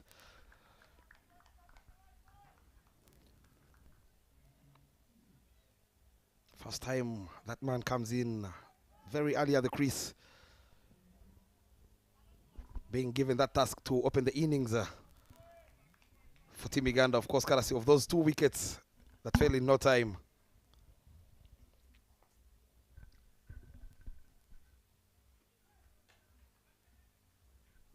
Driven down the ground, straight to that man, Isaac Okpe at mid-off. Bob, slightly going away from the game, what have been your highlights of this particular tournament? It's been 10 match days, but who exactly has been the find of the tournament? And perhaps to put you on the spot, who has been the flop of the tournament, in your opinion? Of course, Davis, I'll start with the flop. In my opinion... Very easy for you to start with. Absolutely. In my opinion, given, of course, the player of his caliber, Martin Akayezu has been the flop of this tournament, being the recognized all-rounder in that Rwandan jersey. As we see first playing it on the back foot, Riazat Ali Shah getting the first boundary with an offer on that occasion from Mohamed Taiwo. No pace on it, allowing Riazat Ali Shah to get off a boundary in style. But Bob, as you continue your response to my small inquiry, but yet again, there are the people in your frame, the Ugandan fans, those that are obviously live in Uganda, they're part of, if I'm not mistaken, the embassy here that is stationed in Uganda, so they're part of that delegation of dignitaries, the diplomats in Uganda, so it's good to see them make time to come and be and support Uganda. But as I was looking to try and edit my question, not use the word flow, but say the one that has flattered to deceive the most. It is that man, of course, Martin Akayezu. I see even the changing or the reframing has not made you change your response. And again, coming back to the positivities, of course, the players who have stood out, I would say that young man, Kassoman from Botswana. He has been very impressive in the power play and the shots and the technique he possesses. You would feel that Team Botswana has one for the future. Text one is the captain, Sylvester Okpe, on the chin, but good signs as the physio rushes to him, but the man says he is very okay. Into the pads on drive. That extra bounce on the last minute, taking the chin of the captain. He'd obviously have to undergo a concussion test, but we hope that he's okay.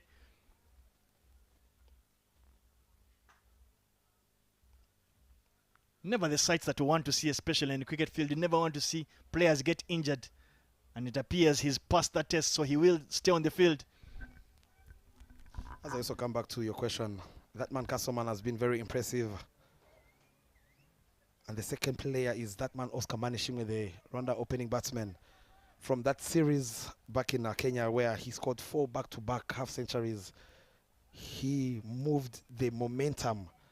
The consistency in his batting has been magnificent. Always giving Team Rwanda a good start, scoring 200 plus runs in this tournament. In the local league, he is the leading run scorer. It shows you that man, he's been very consistent.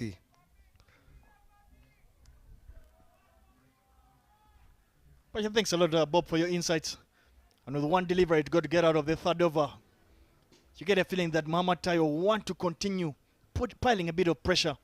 The Ugandan batters can get out of this over without conceding another boundary. He'll know that he's done decently so far in their attempt to defend 89.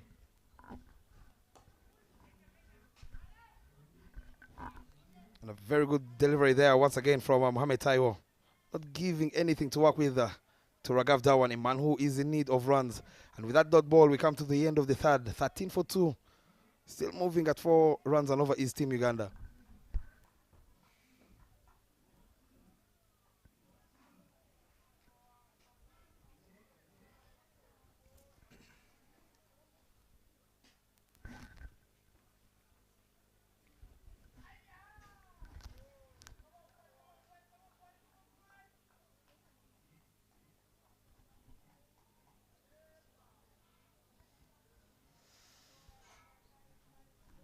And the man in your friend Peter Aho will continue to operate from that airport end.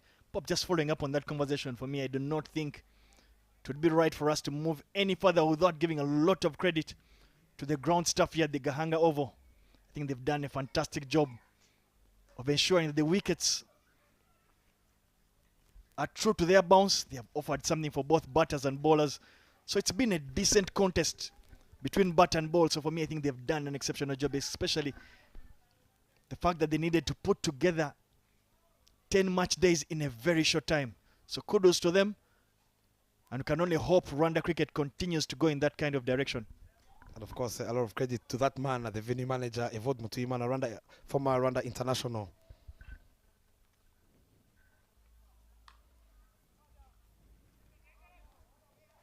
From that occasion, another dot ball there from Peter Aho. Pressure climbing. Where's that Alisha, who is on 6 now of 8? I think you just get a feeling right now the Ugandan batters will just look to try and knock it around. They will know that the required rate is the least of their worries. They can just put together a 20-30 run partnership. They'll know that they have this game home and dry. Fall down the leg. Another white signaled by the umpire, Isaac Ayeko. I would love to see Peter Aho, of course, given that they have picked 2 wickets, attack the top of off, not give out free runs.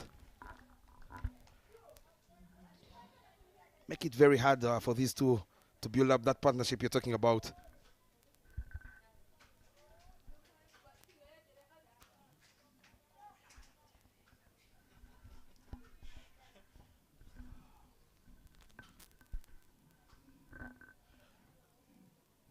Obviously, the outside edge, trying to play him through covers, is Riazat Ali Shah. Very well ball there from Peter Howe, cramping Riazat Ali Shah. A bit too close to him. But Bob, I'm trying to pick those figures on just how much dependent Uganda have been on Robinson Obuya to get them quickly out of the blocks. I'm yet to get those figures fully out, but you get a feeling that he's been the biggest heavy lifter for them in the power play. Absent his contribution, Uganda have not really had that rocketing start.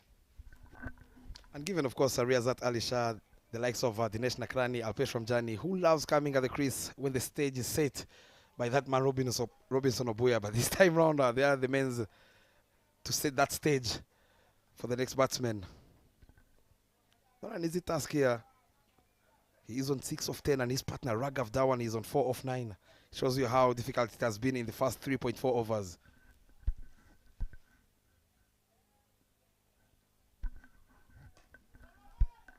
Another dot ball there from Peter Aho. We all know dot ball pressure here. Would expect, of course, on this last delivery, Riazat Ali Shah to break the shackles and try and get a boundary.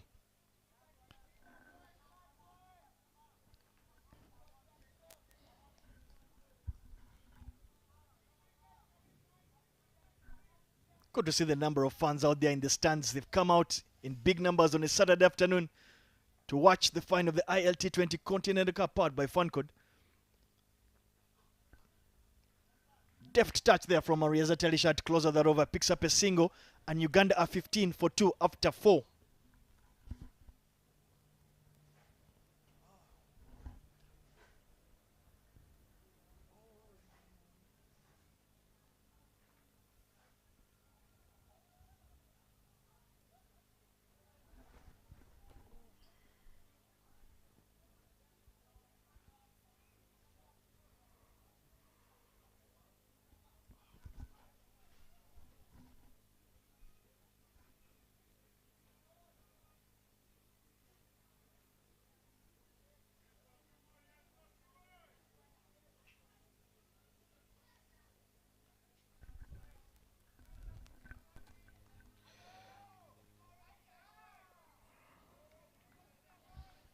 Mohamed Taiwo to ball his third, giving away only 7 runs in his first 2 overs. But again, these two are trying to put on a partnership. I'd love to see them play out these last 2 overs without giving away a wicket. Full ball driven, straight as you like. Looking for the second one, but Raghav Dhawan takes on the challenge. And there is couple for 2 runs. Very good start to the third over of Mohamed Taiwo. Given, of course, right after the power play where we're going to see spin coming in, the captain himself, Ridwan, who's not had the best of tournaments. And the field spread, you would feel these two would chase this target with ease, getting, of course, those doubles in and the singles. Yes, but we always felt that it was that kind of wicket that will give a lot of assistance to the slower bowlers. With it, that's exactly what happened in the first inning. And yet again, Reza Talisha looking to just look to rotate strike and keep that scoreboard ticking. Exactly what the doctor asked. Uganda will know that the run rate for them, the required rate, is nothing far from threatening. Especially for the team, a team that they are that bats very deep. They'll know it's just that wickets column they want to keep control of, not to lose another wicket, at least till they get to that 30 mark. Soft answer from Raghav Dhawan, opening up the face of the blade. But unfortunately, he found that man Ridwan at point, denying them that quick single. Talking about Team Uganda batting deep, there will be one man short. Is Cosmas Cheuta with, of course, that elbow strain.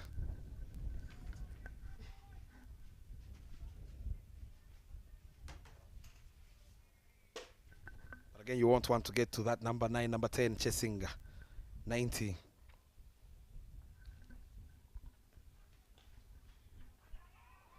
The scamper through for a single run-out opportunity. Raghav is sent back, but fortunately for him, he makes it. Reza Talisha, you'd say, slightly caught there, guilty for ball watching. Should have trusted his partner's call, especially a man who is short of runs.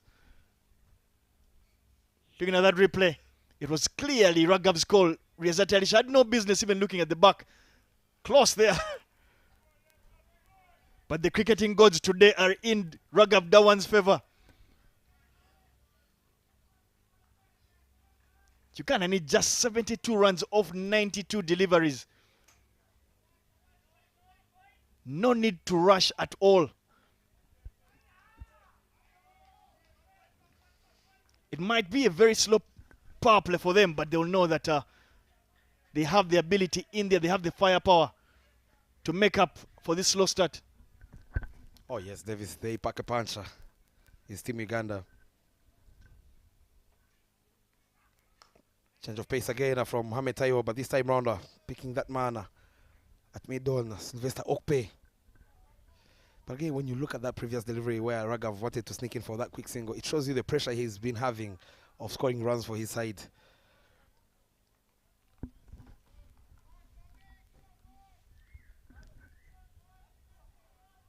I know a couple of individuals that would be very much in his ears, reminding him, one, that he's very short of runs, but the fact that he's on 4 of 12 deliveries.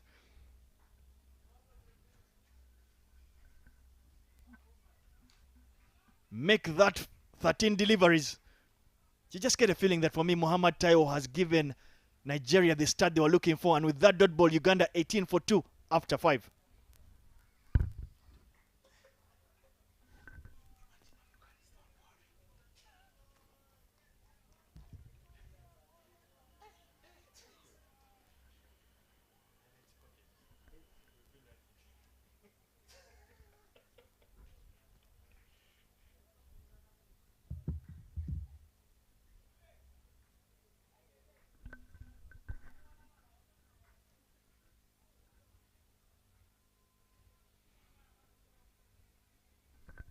Peter Aho will be bowling the last over of the power play. Sticking to his best bowlers is Sylvester Okpe. They've given nothing to work with the batsman of Team Uganda. 18 for 2 after 5. He would love to close off the power play in style. Loud appeal on that occasion, but the umpire says a little bit high on that occasion is Isaac Oyeko. Farewell ball here again from Peter Aho, cramping Reza Talisha for room. Clear, heavy bat on that one. But you just get a feeling that Nigeria have done a very good job to peg Uganda back. in this power play. At this rate, there will not be much to write home about, especially in that highlights package of this power play, besides those 2 wickets.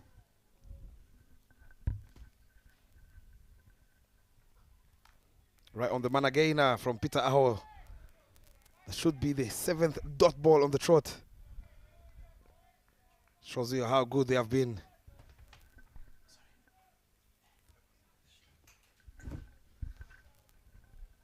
Peter Aho has gone for only 8 runs in his 2.2. He would love to pick up a wicket and make sure they finish the power play on a high. Needing just 72 is Team Uganda. He has a deep mid wicket in play is Peter Aho. Full ball inside edge, straight to that fielder in the deep. They'll be happy with that single.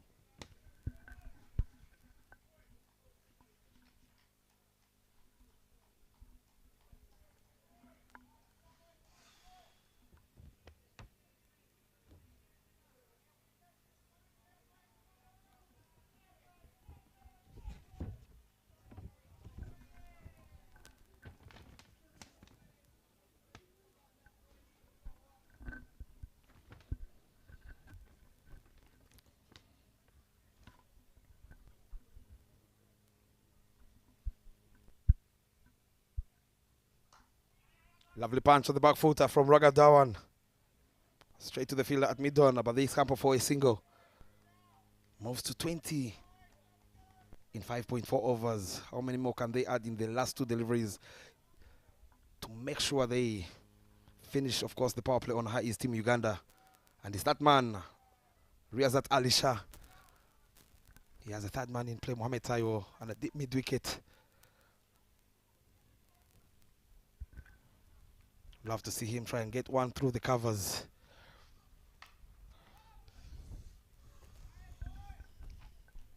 Not timing it as well as you'd have liked.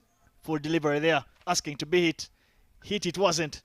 But with one delivery it go, you'll feel Nigeria have done an excellent job bowling in the power play. Their fast bowlers have put their hands up and done the job. But even with that, what looks like a bit of a cloud that is hovering over the ground, you feel that at this stage, in terms of the Duckworth and Lewis sheet, Uganda should have been 26 for 2 as the pass score. Uganda are 20 runs behind the pass score on the DL sheet, but with that dot ball brings an end to the 6th. Uganda 20 for 2.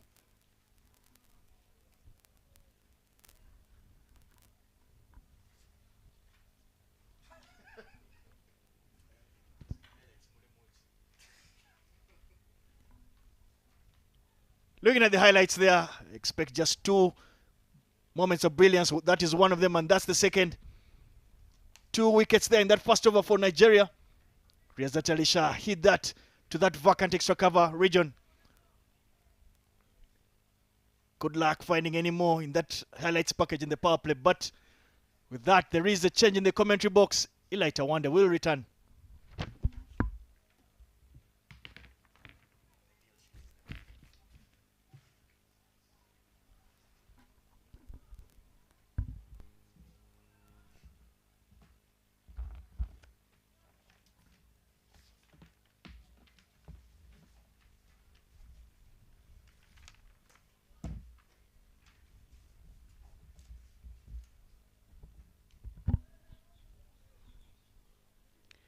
The 6 overs done. Uganda are 20 for the loss of 2 wickets. They've lost both of their openers in that power play. A slow one that they haven't been able really to get off the blocks. Something that is seen in this game. Even Nigeria guilty of the same thing. They really didn't get off quickly, like as they're used to.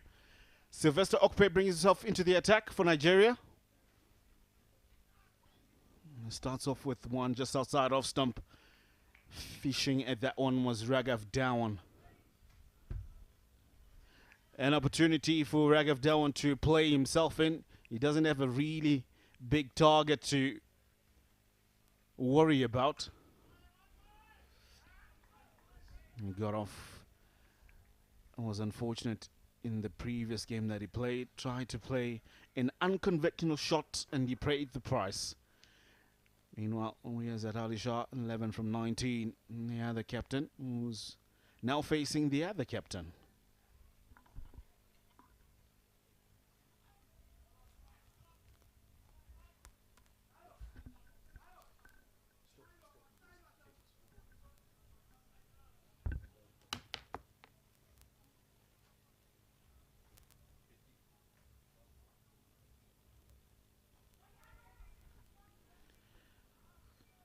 Trying to steal a single there.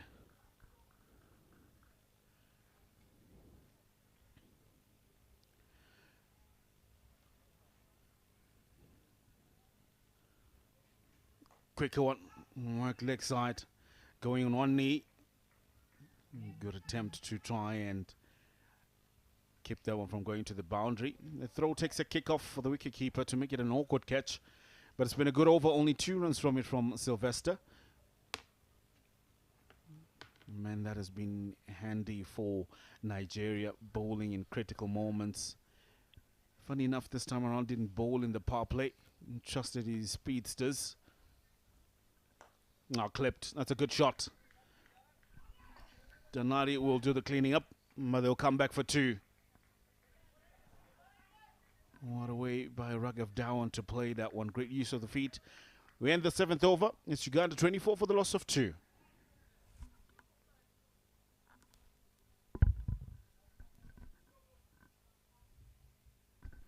Here we have the Ugandan scorecard so far, starting off with 2 ducks by the openers, a pair.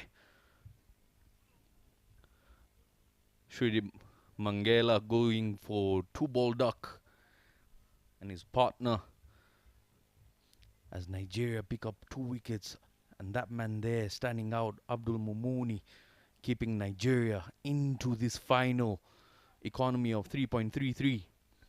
Starts off the bowling attack, and picking those 2 upfront wickets is the reason why the flow of runs has been restricted here by Team Uganda in the second half. Ridwan Karim now coming in from the airport end.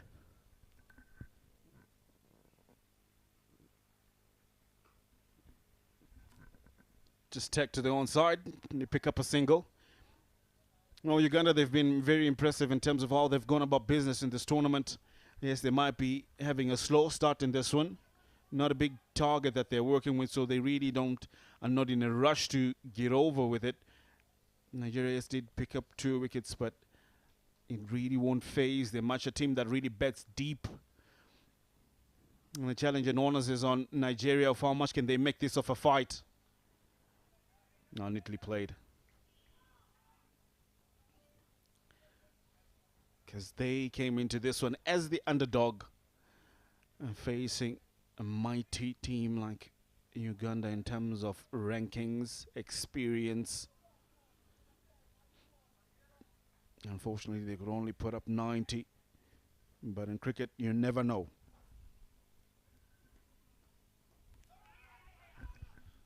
You see, good just running. Very well run there by those 2.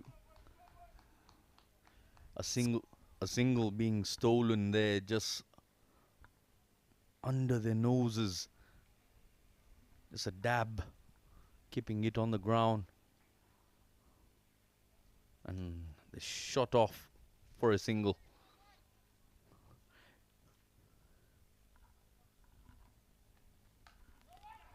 Plays it off the back foot. That will beat the fielder there. Excellent work in the deep as they come back for a double. You can hear the shouts of the Nigerians out. Desperate shouts to say, send it to the keepers, and they're really trying to negate those singles to keep them to as low as possible, because they understand how valuable each run is. They are not defending a big score, 61 needed from 74. But they're still believing. That's why they are running around and throwing themselves around. Well bowled, but also well played. Just coming across the stumps and playing it as late as possible. Karim Ridwan who bowls a magnificent googly. We haven't seen that one as yet. And looking to bowl wicket to wicket. Could this be the one? Too short. Much stopped in the covers by Sylvester Okpe. That'll be a dot ball to end the over. 30 for the loss of 2 after 8.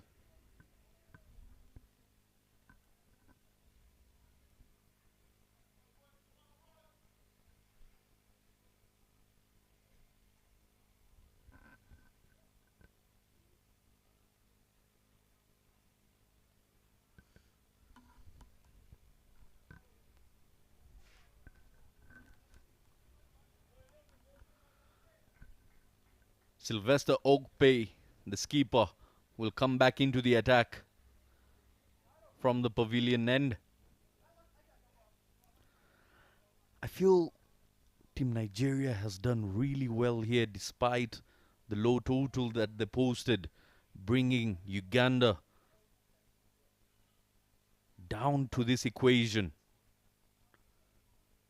and still not making it easy for them to score runs. That is the effect of the early breakthrough.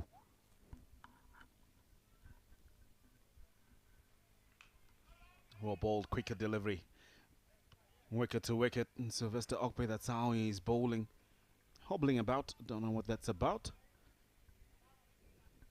But he's still bowling.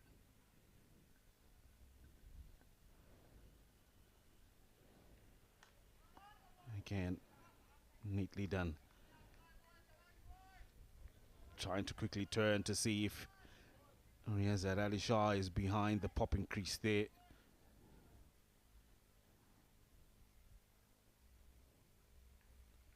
Quicker one. Dug in short. And that's well played to hit Isaac Danladi out in the deep.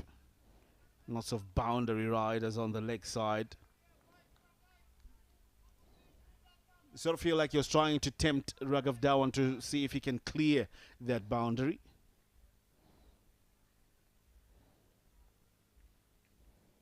Oh, deft touch. Open in the face of the blade. That's neatly done. It'll be a chase for Ridwan. And he does well, does he? No, he takes it over. Not before. A magnificent touch by Riyazat Ali Shah. A shot of confidence. So quick on his feet there. Just the lightest of touches there. The brightest of touches by Riyazat Ali Shah. The captain playing a stroke of genius. Using the pace on offer there by Sylvester Okpe. Guiding it past the keeper's gloves. Calculative risk. Floated up, does that again. They run and they collect another.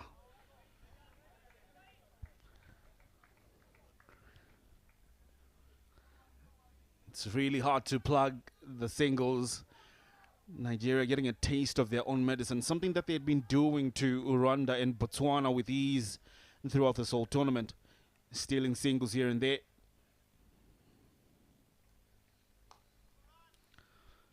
Yeah, because they surely understand, regardless of what total you post up, singles and doubles do add up.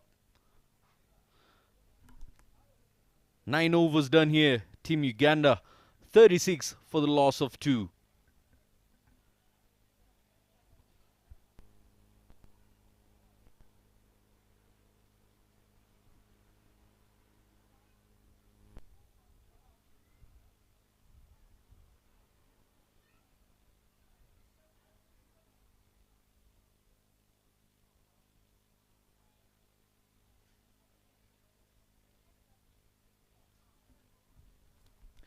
Karim Ridwan went for 6 in his first over.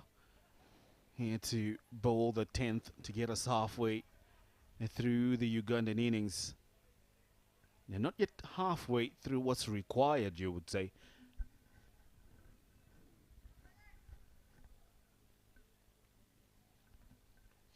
That would be the 45-run mark. Chance of a run out and a mix-up. That will be a wicket. A complete miscommunication. The captain sends back Raghav. Raghav not happy with that. He thought it was a quick single there, and he's lost his wicket. Yeah, it was hit hard, but it was hit straight to the fielder, who does well to just give it to Karim Ridwan on the bounce. Simplest of duties to remove the bells. And Raghav Dhawan, he can only blame himself for that very disastrous run attempt that resulted in his run out. Yes, they've been stealing a few singles here and there, but because there was clear communication of yes, but this time, yes and no, Riyaz Ali Shah did not move an inch from his crease. Raghav Dhawan found himself halfway down the wicket and could only watch as the bells were removed. Gone for 13 from 24. Needless you would say. No batsman is ever happy with a run out. Especially not that one. 36 for 3 Uganda. Can cut away straight to Sylvester Okpet. This time they run. Now bringing the new man on strike. Danish Kumar Nagrani. An old teammate of the skipper Riyaz Ali Shah. Much better communication would be expected amongst the two. That wicket keeping the hopes alive for Team Nigeria and keeping the challenge on.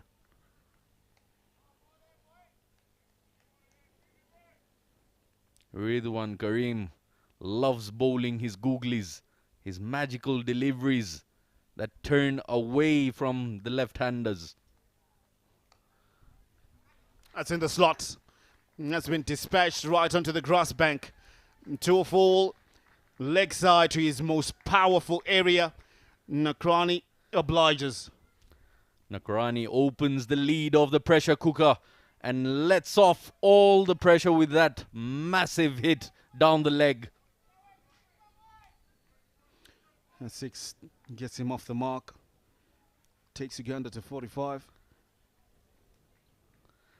43, I beg your pardon. Looking to get to around the halfway mark of the total that they need.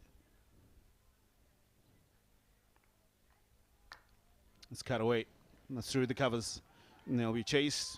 You know, he hit the sweeper. It'll just be one that they get. One thing I can clearly see from Nagrani's play so far, he's played just 3 deliveries, but it's the ease of play, it's the freedom he's got to himself, allowing him to go for shots as such. A good fielding from Danladi. Top ball 10 the over. Halfway through Uganda's innings, they're 44 for the loss of 3. 46 is what's needed from 60. And that's how they've looked so far. The 2 men that opened, they went off for a pair. Raghav Dhawan sold down the river for 13 from 24. Riyaz Ali Shah still there, 20 from 30. Danish Kumar Nagrani, 7 from 3. And that brings up that total of 44.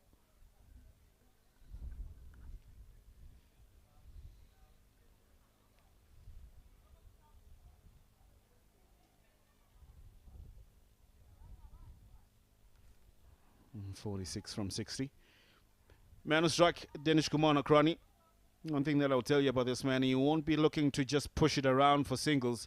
If it's in his arc, in his zone, he'll look to play his shots. That's what he's known for. And works it onto the onside for a single. His attitude when it comes to run chases is, let's get done with it. And I absolutely admire batsmen with such mindsets when it comes to a run chase.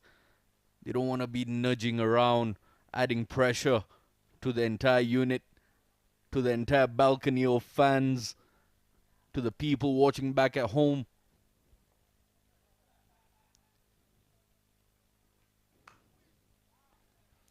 Hits that one down the ground, picks up a single. So yeah, if you're good enough, that is exactly why you're on the national side.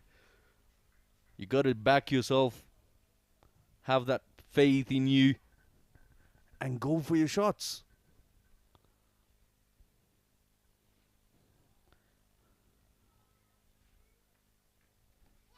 Loud appeal, not given. Leg by is given for the run that they take. As you look at the replay, and it's a bit tricky. Should have been going down with the arm because he's not getting turn with it.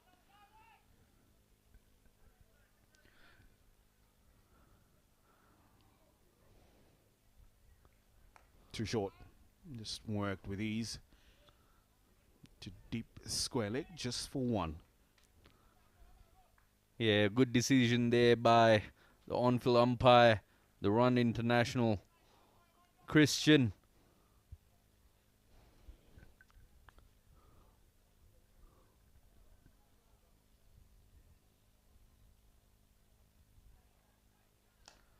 Full length delivery and it's been hit hard, but Dunladi does well in the deep.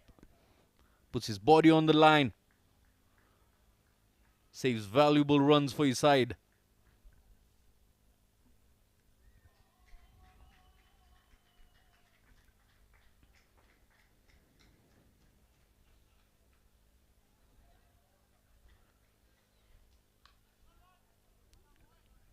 Top ball to finish the 11th. It's a 49 for 3.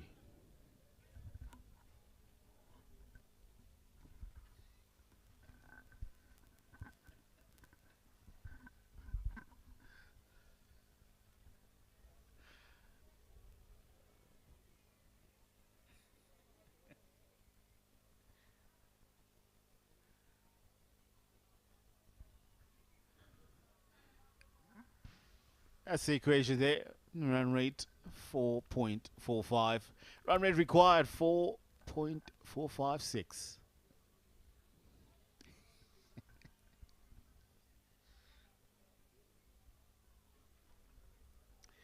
Right, that's the worm there. The darker shade is Nigeria. The lighter shade of blue, that will be Uganda. They started out fiery, but had lost 2 wickets. Kind of drifting away because of slowing down of things, courtesy of that wicket that they lost, that ran out. And would want to bring it back a bit in the remaining 9 overs. There really is no rush in Uganda's innings as to get things over and done with. Just knocking it around. But Danish Kumar Nakrani has come in. He was ready, found the boundary. Pitao into his last over of the allotted 4. Worked fine. That's brilliantly done. Deft touch. Just helping it onto its leg side for 4.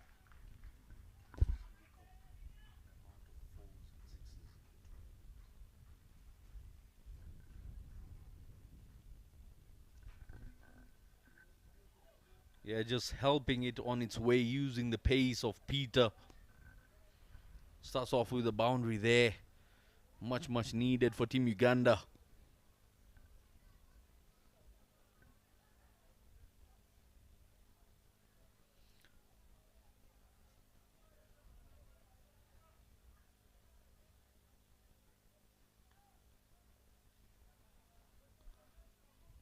Facing is Dinesh Kumar. Full and driven Dunladi nearly fumbles that one. No run taken.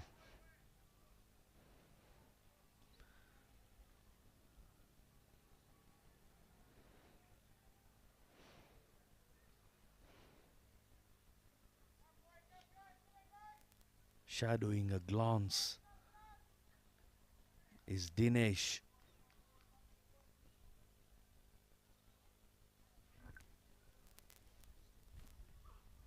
Driven down the ground. Will pick up a comfortable single.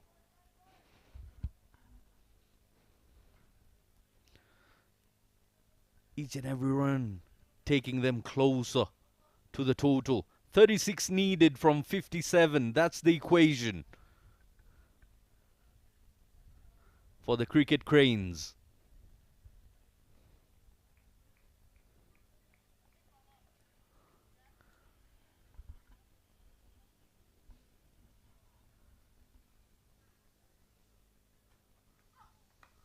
Cuts away.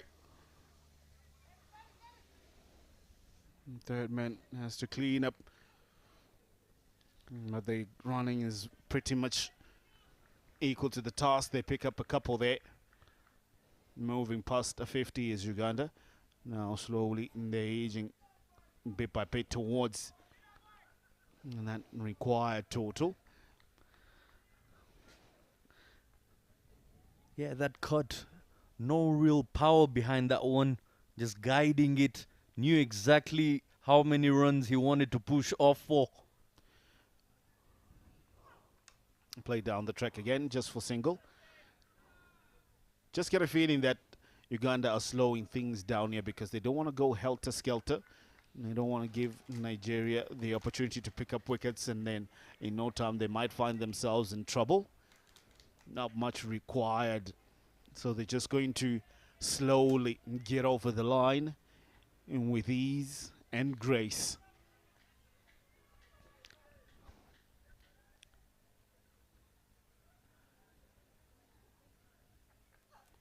Followed, but clipped off the pads.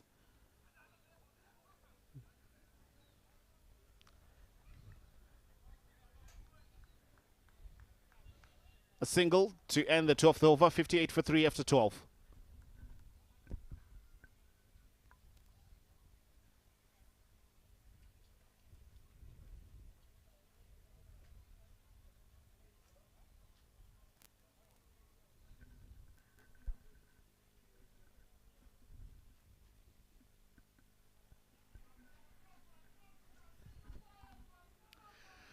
Some fans that have come through to watch the action.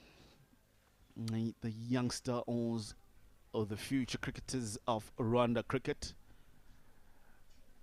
They've been treated to 380 boundaries in the whole entire tournament. 156 sixes that have been hit from this ground. They've come to watch. We have the youngsters to current players to former players.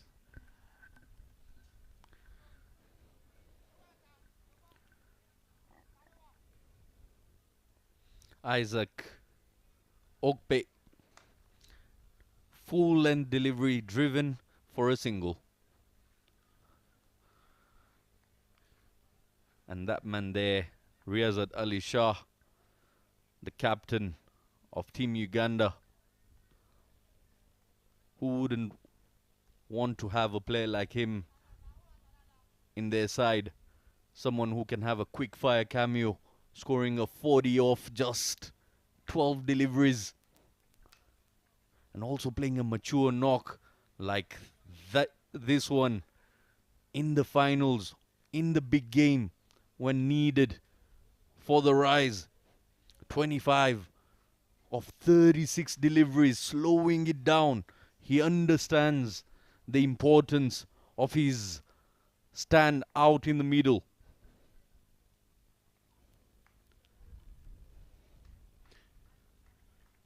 And just rolling across the line is what Uganda are looking to do. They're the team that holds the highest score in this tournament. They've scored 229 runs for the loss of 3 wickets. That's Uganda. And the lowest score was by the Zebras of Botswana, 49 for 3. And then the highest individual score belongs to Oscar Manishimwe, 89. best bowling figures to the leading wicket taker. Henry Senyondo picked up 5 wickets for 8. 5 for 8. Mad numbers. But that's what it is. 30 runs to go. Can we get something entertaining from the pair? Now just give us some singles.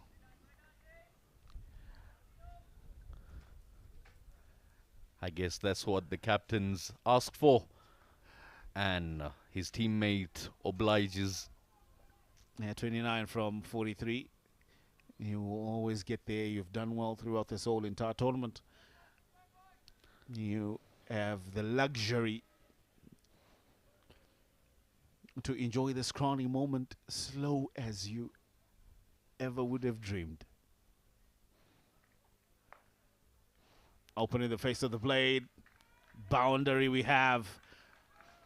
That's a magnificent shot. Didn't try to hit that one too hard.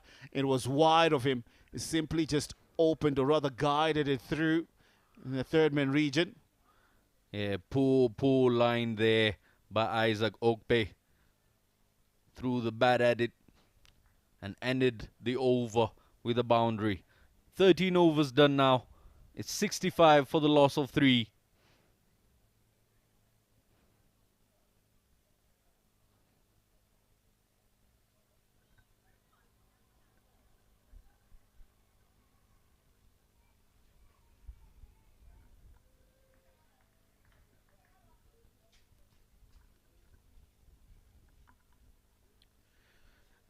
Over by over comparison. 13 overs done. Nigeria was 61 for 5. 4 runs better is Uganda. They are 65 for the loss of 3. Abdul Mumuni Mohamed Tayo, man who picked up those 2 early wickets in the first over. Back in the attack to finish off the allotted 4. He has 6 deliveries to go. Figures of 2 for 10 in 3 at the moment. I'm sure he'll be smiling.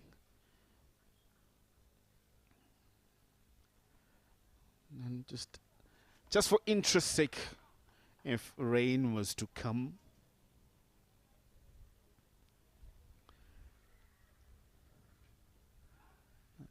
With 13 overs in and 3 wickets lost.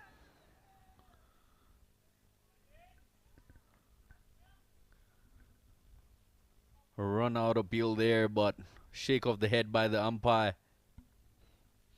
Just having a look at that again.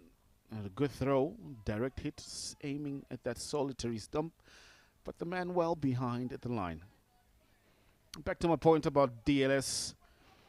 With 13 overs done and 3 wickets lost, Uganda would need to be on 54, beg your pardon, for the loss of 3. Well, they're well ahead of that. They're 66 for 3. So they don't mind even if rain was to come. The reason why I say that there are a few showers that I can see in the distance. With the breeze blowing this way, they might reach us at some point in time. Don't know whether that'll be the case. Many would want to see this final end. Oh, good delivery. Well bowled. It's a good line, good length. No room, trying to open the face of the blade, but beaten for pace. Yeah, a risky attempt there by the skipper. Would end up paying the price.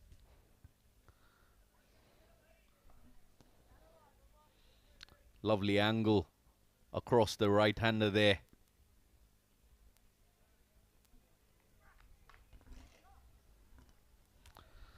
Flat bats that hard.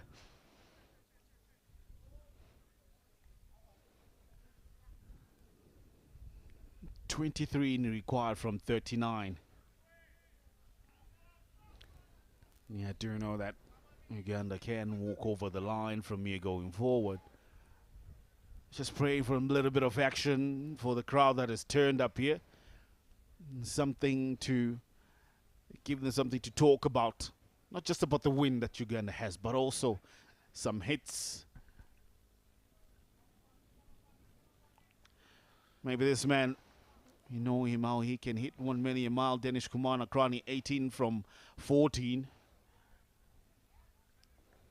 He's looked to score.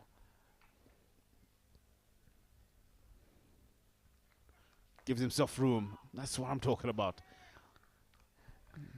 But Excellent length there. he followed him quite well. He saw Nakrani just stepping away from his stumps there, trying to open that offside. Brilliant contest here. Reading and assessing the situation quite well, Mohamed Tayo. Left-hander to a left-hander. Takes a shimmy. Oh, nearly chops himself on. Got away with that one, Dinesh. Not bad, because Dinesh understands that the target is within reach. This is how he plays always. Nearly chopping it onto the leg stump, you see. Pressure, pressure, pressure. Just to relieve some. Takes a dance down the pitch. No music.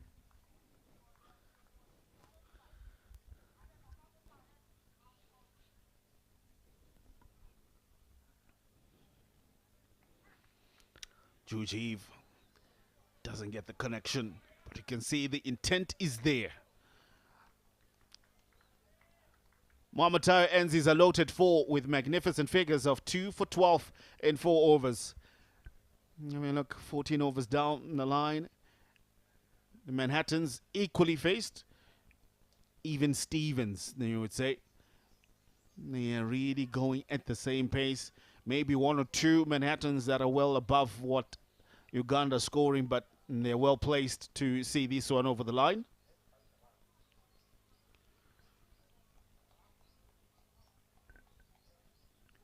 Isaac Okpe is back in the attack. Went for 7 in his first.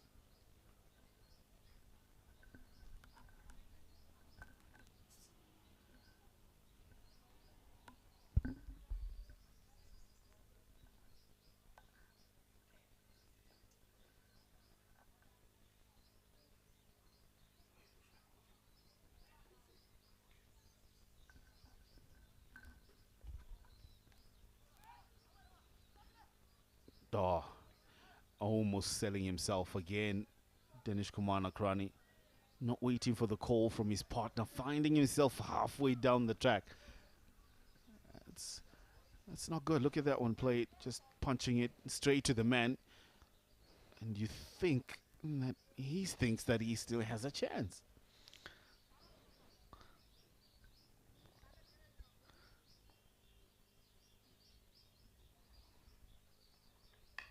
Into the block hole, but enough to get it to long on for 1.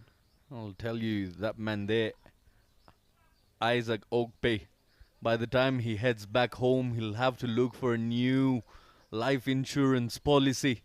The amount of injuries he's been having throughout this tournament. Got plenty of checkups to get done with, from minor to major. There comes the scars of war, you would say.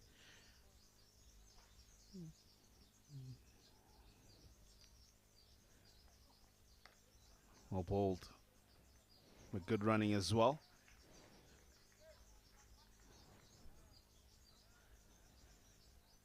Creeping over the line slowly is Uganda.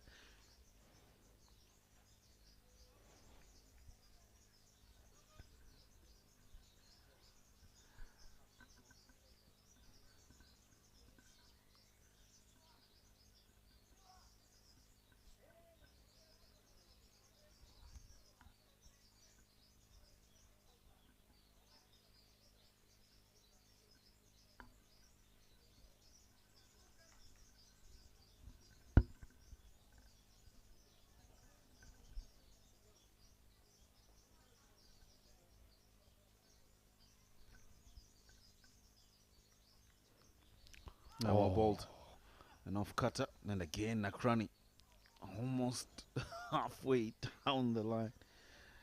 He really wants to get this over and done with quickly, Danish Kumanakrani, trying to run on everything that he gets. Yeah, the skipper telling him, just hold your horses there, young man. We will end it. We will get over the line. But what a delivery that was by Isaac. The awkward bounce. Top edge, but will find third man. Trying to get on top of that delivery. There's some brilliant cutters that have been bowled by Isaac Okpe. And then really cramping the batters of room. He hasn't really given them any opportunity besides the last delivery that they could have really said that they would try and score big of him. You can see him stretching his hamstring, really not bowling at his optimum.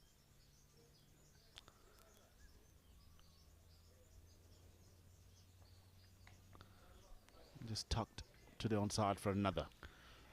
Coming to the end of the 15th over, it'll be 71 for the loss of 3. Take a look at that partnership. 35 from 35. Contributions of 14 from Riyazat and Danish Kumar Nakrani, 20. Well, that partnership still standing. In the commentary box, another partnership coming through to take you in the last remaining overs.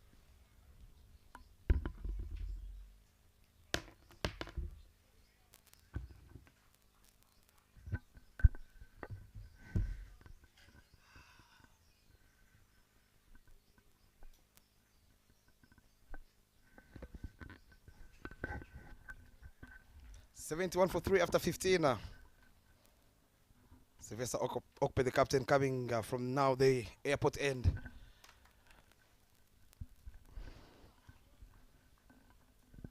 Very good partnership indeed of 35 from these two. Moving slowly and steady to that victory for Team Uganda. Welcome, Davis. Thanks a lot, Bob. But clearly Uganda cruising home to what, in my opinion, has been, they've done it a lot easier than they would have imagined.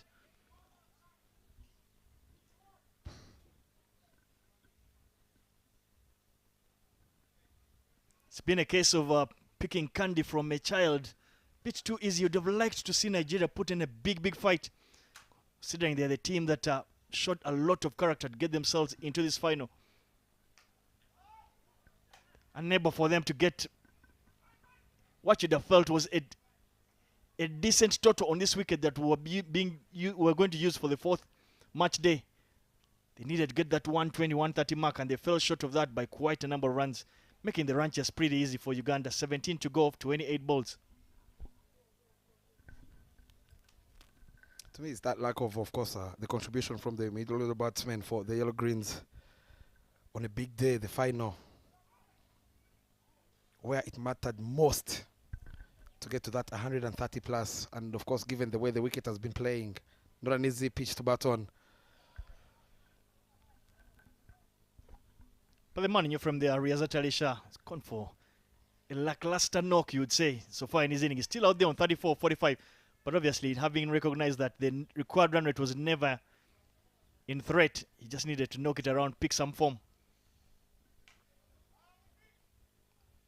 Get somewhere there and just freeze his arms. Hits that to extra cover for yet another single. Uganda doing it here in singles. It's that man, the captain, offering width, allowing them to free their arms. He has bowled out his opening bowlers, Peter Aho and Mohamed Taiwo.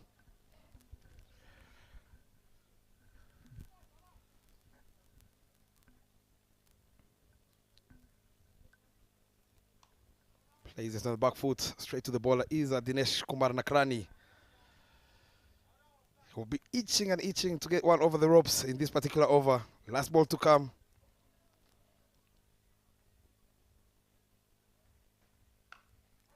Upish, up and over. Ends this quarter with the maximum is Dinesh Kumar Nakrani. Sylvester Okpe wicketless in his 4, goes for 24 runs. It is 81 for 3 after 16. That replay gives himself much needed room. But as Sylvester Okpe is unable to keep that to nothing, but I like the fact that he tried to follow him. Uganda are cruising. They're nearly getting to that 90 mark, just 9 runs away.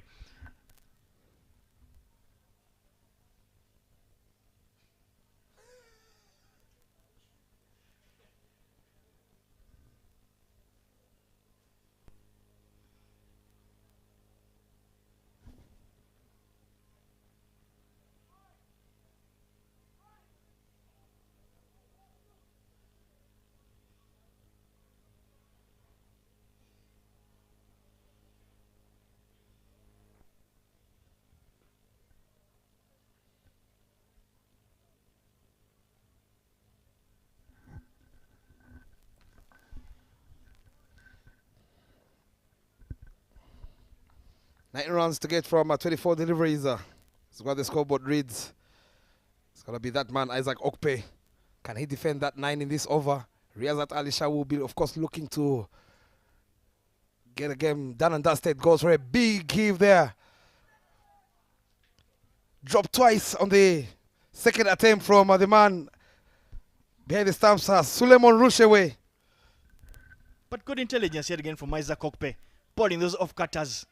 He's gotten some patches out of the wicket, unable for Riazat Ali Shah to hit it as far as he wanted. And ricocheted, but unfortunately for the young man there, Suleiman Rushewe, took it on the second attempt, but then popped out.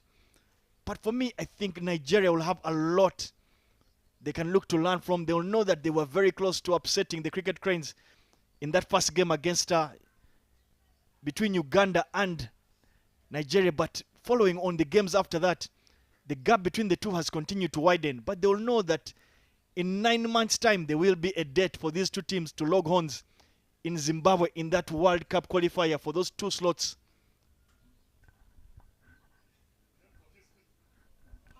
Big swing again from Dinesh Kumar Nakrani. Misses out on that occasion. Trying to create room. Beaten by the pace of that man, Isaac Okpe. Trying to play him over the infield. And a lot of homework to be done by the coaching staff of Team Uganda. They've tried all the options in the book to find that opening pair. Yeah, there'll obviously be combination headaches for both sides. But Nigeria will only look to get better. Full and straight. That's easily judged out. Leave it there from Dinesh Nakrani. Full delivery. You might feel that he could have gotten back to that. But he loses his wicket with just 8 runs away from that target. That man departing, trying to work it on the onside. Missing out on that deep pink yorker from Isaac Okpe. They pick up their 5th is look at that on the replay. He had shuffled across, of course. Easy decisions there from that man, Christian Gasana, Rwanda International.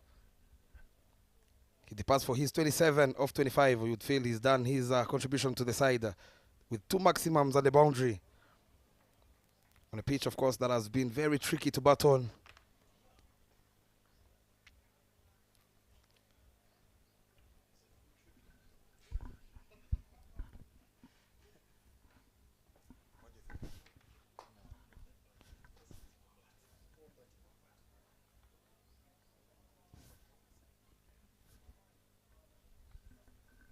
.82 for 4 after 16.3 as that man Alpesh Rabjani joins the captain.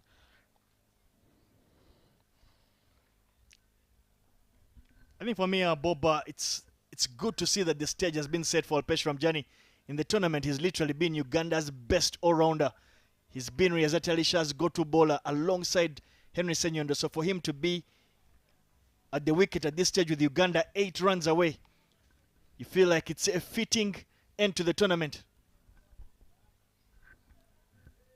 I won't be surprised, of course, at the closing ceremony after this game if he's up there for that MVP spot. He has contributed with the bat, picked up wickets.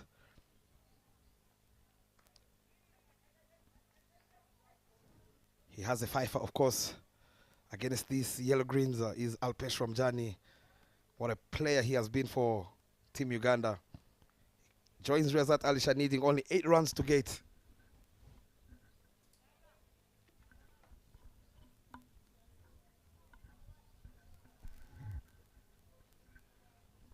Yet again, Bob, that World Cup qualifier that will be happening in Zimbabwe in September, Should be a cracker of a fixture. Not just a fixture, but of a tournament. It will be the top nations on the continent locking horns against each other, searching for those two coveted spots. It will be a big reminder, obviously, to Zimbabwe. They will know that they missed out on the last World Cup, to Uganda. And they will not want a repeat of that, but it will be a very close tournament. Namibia will be in there. But with that dot ball brings an end to the one delivery to go. But yes, expect that tournament to be very close. There will be no passengers in that tournament. All the teams in there are deserved of those slots.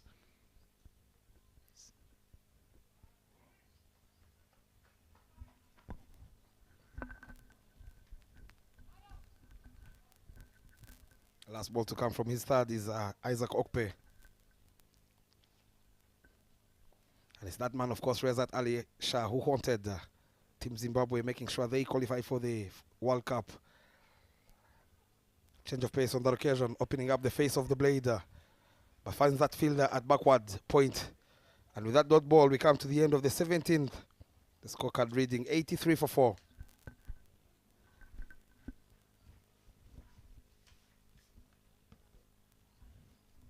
Looking at the two contrasting, obviously, swarms there, you could see that the Nigeria worm never really got out of any gear. Nigeria unable to engage any gear.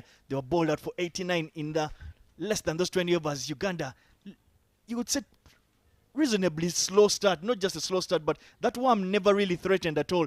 It never went anything above 8 runs and over. So you felt that Uganda just made light work of this, knowing that the run rate was never, ever a threat for them. Isaac Danladi is being given the cherry coming in from the airport end. And given that he is a part-timer, this should be the over that Team Uganda get it over the line. Coming round the wicket for the left-hander, Alpesh Ramjani. He has a long off, deep extra cover, deep mid-wicket, and a deep square leg is Isaac Danladi. Goes for a sweep shot there, doesn't get enough timing, but they will be happy to scamper for a single at these two. Just needing now 6 runs and over, a hit away from yet another victory in the ILT20 Continental Cup, powered by Fancode. With that win, that should extend their winning streak to about 19 games of the Continental Cup, unbeaten. But the man in your picture, Isaac Danladi, you spoke about people that will be in contention for the MVP award. I don't think it will be too far off. But Riazat Ali Shah's had enough. Takes a liking to Isaac Danladi. Muscles that down right over the long on fielder. What a way to pick up their second victory. The defending champions do it in style. And it is their captain out there, the man that has gotten the job for them. He managed to get 42 not out of 49 deliveries.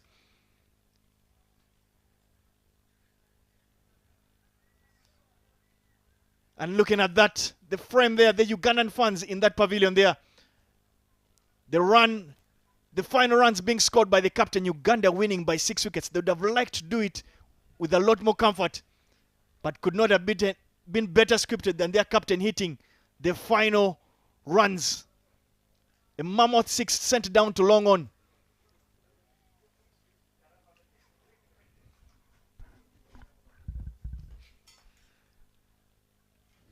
Looking at the batting card there for Uganda, Sridim again and did not get out of first gear. Both openers were sent back the heart without troubling the scorers. Another pedestrian knock. Murphy's Law yet again struck for Raghav Dhawan. 13 of 24 as he was run out. Riazat Ali Shah finishing touches. 42 of 49. Dinesh Nakrani 27 of 25. Alpesh Ramjani 2 of 3. Uganda chasing that down in 17.2 overs. Uganda winning by 6 wickets. The bowling card for the Nigeria is the wickets column. Muhammad Taiwo started things off. He actually went for only 11, picking up 2 wickets in his 4 overs. Peter Howe bowled pretty well as well. Went for only 19, didn't pick a wicket. Sylvester Okpe 24 for no wicket. Ridwan Karim went for 14 runs for no wicket. Isaac Okpe picked up yet the other wicket. Went for 13 in his 3. Besides that, there's not much success in that bowling card.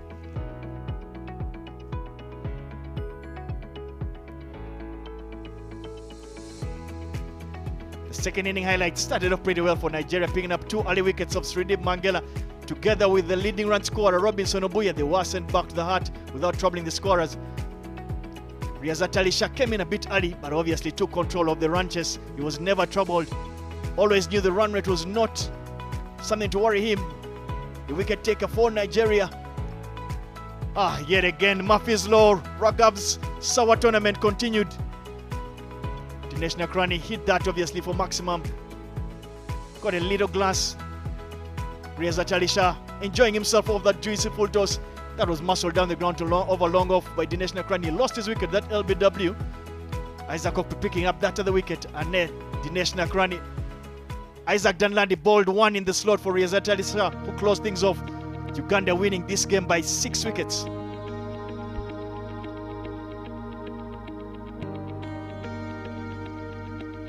Looking at the match summary, Nigeria won the toss, elected to bat first. Isaac Danladi led from the front. Scored 32 of 33 balls. Salah Salam got 22 of 30. Olayanka got 9 of 12. The pick of the bowlers, Henry Senyor picked up 3 wickets, conceded just 15 runs. Dinesh Nakrani 1 for 10. Cosmas Chauta 1 for 11. In response, Uganda chased that down in 17.2 overs, led by their captain who got 42 of 49 balls. Dinesh Nakrani 27 of 25. Raghav 13 of 24. Pick of the bowlers, Muhammad Taiwo 2 for 11. Not much to write home about. Uganda winning by 6 wickets.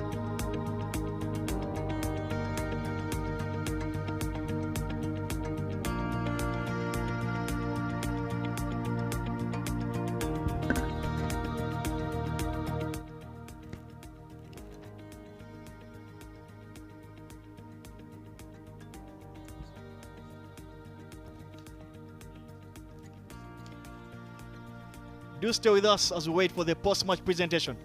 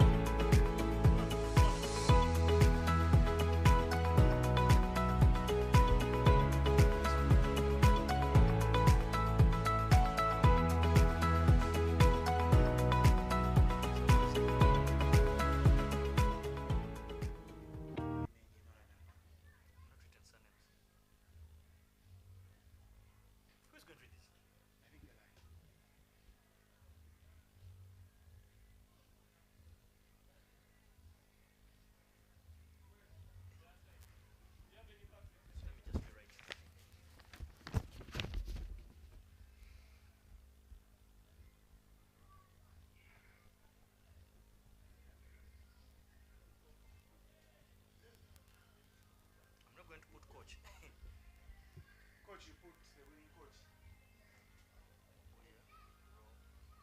Coach of the tournament. Coach. Why? No, you can put in a coach. Just coach of the tournament. Coach of the tournament. Runsewe, Suleiman. Suleiman. This is my big tournament.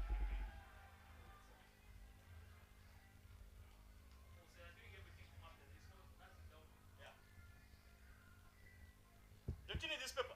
Select. It's team of the tournament. Do you need it? Yeah, you can bring it there. You're not coming there. We're coming. Shall we be done? Let's give it to you now. Davis is finished. Yeah, I'm done. Okay, let me bring it for you. Walk there.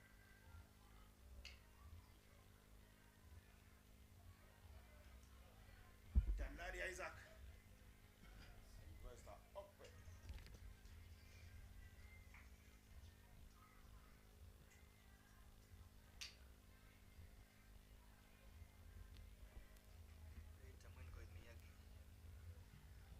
Juma Miyagi.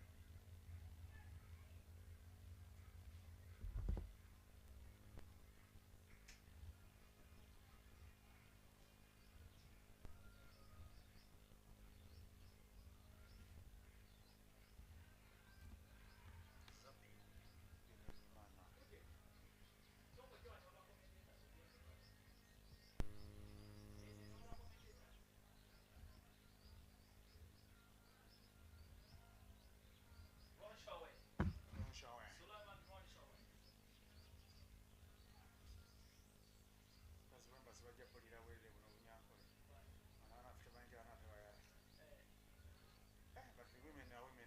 Kaskat kayamba the money too. You can just put brackets the country. Yeah, country on the brackets of each. Tewandika winyo. Lolo ya mtufu.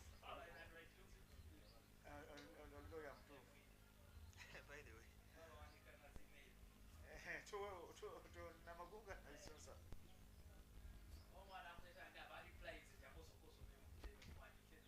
Na George wazi mwanzo koza yangu wangu ndo mzanya awagira kila George maso wazi. Jamuko. Our chairman mulungi.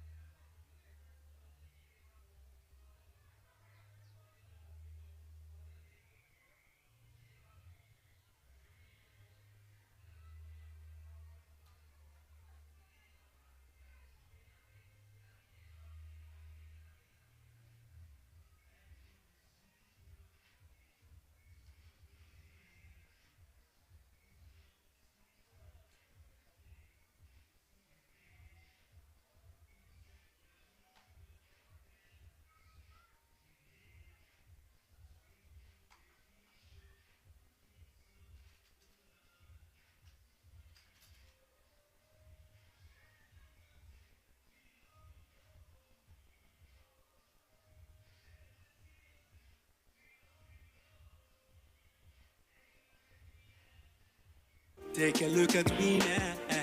We're running things.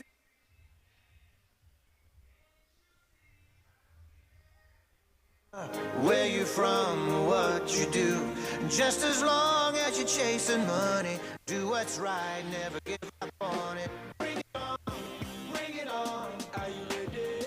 Uno ready? No matter how you try, don't you ever fall. Keep your head up high and standing tall. Bring it on, bring it on.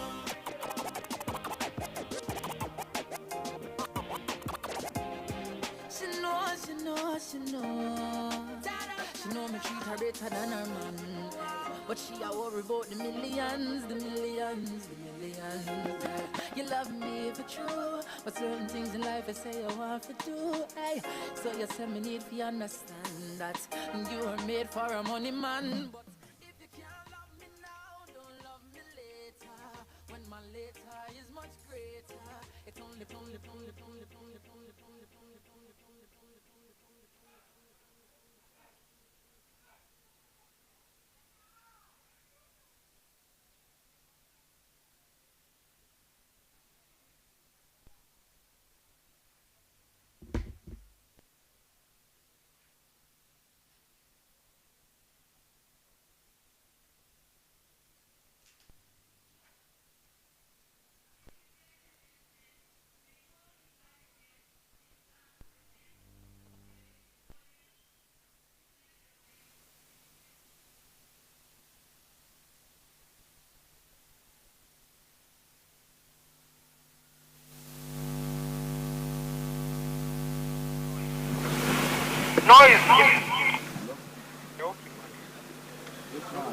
Ask them to move the table to the center.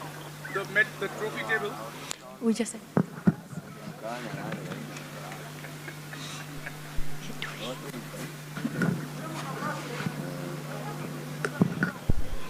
Ladies and gentlemen, this is our final call. May all the invited guests please make a way for our closing ceremony. Let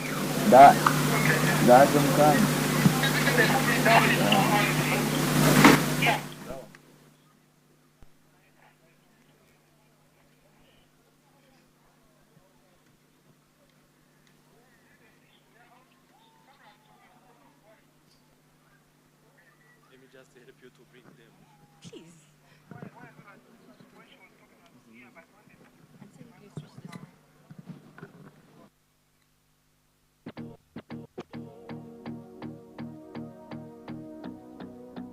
I will love you every day.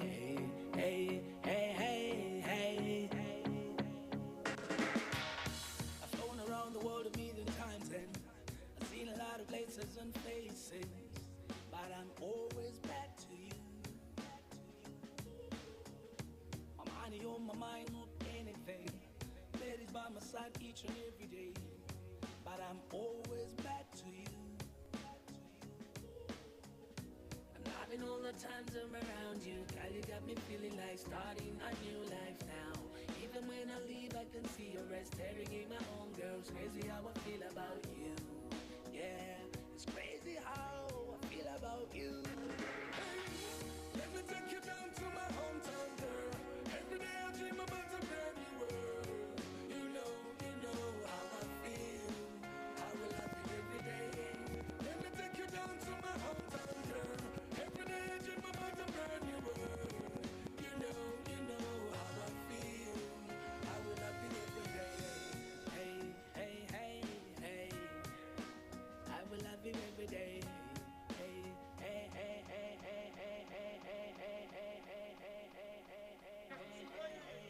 Hello, everyone. May we have the Botswana team come and sit, please? May we have the Rwanda team come and sit, please? We are waiting for you and we can see you.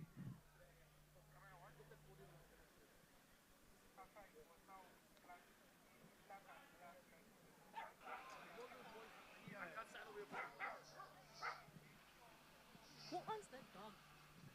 It has to go.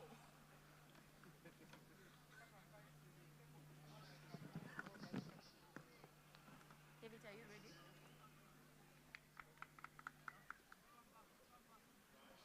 David, are we good to go?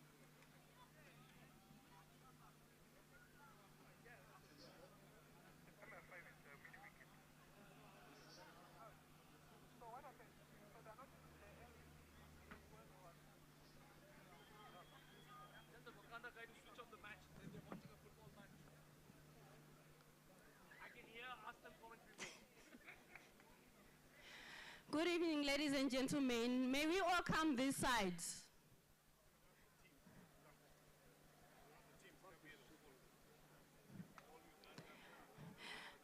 May the Ugandan team please come this side as well as the Nigerian teams. We are waiting for you.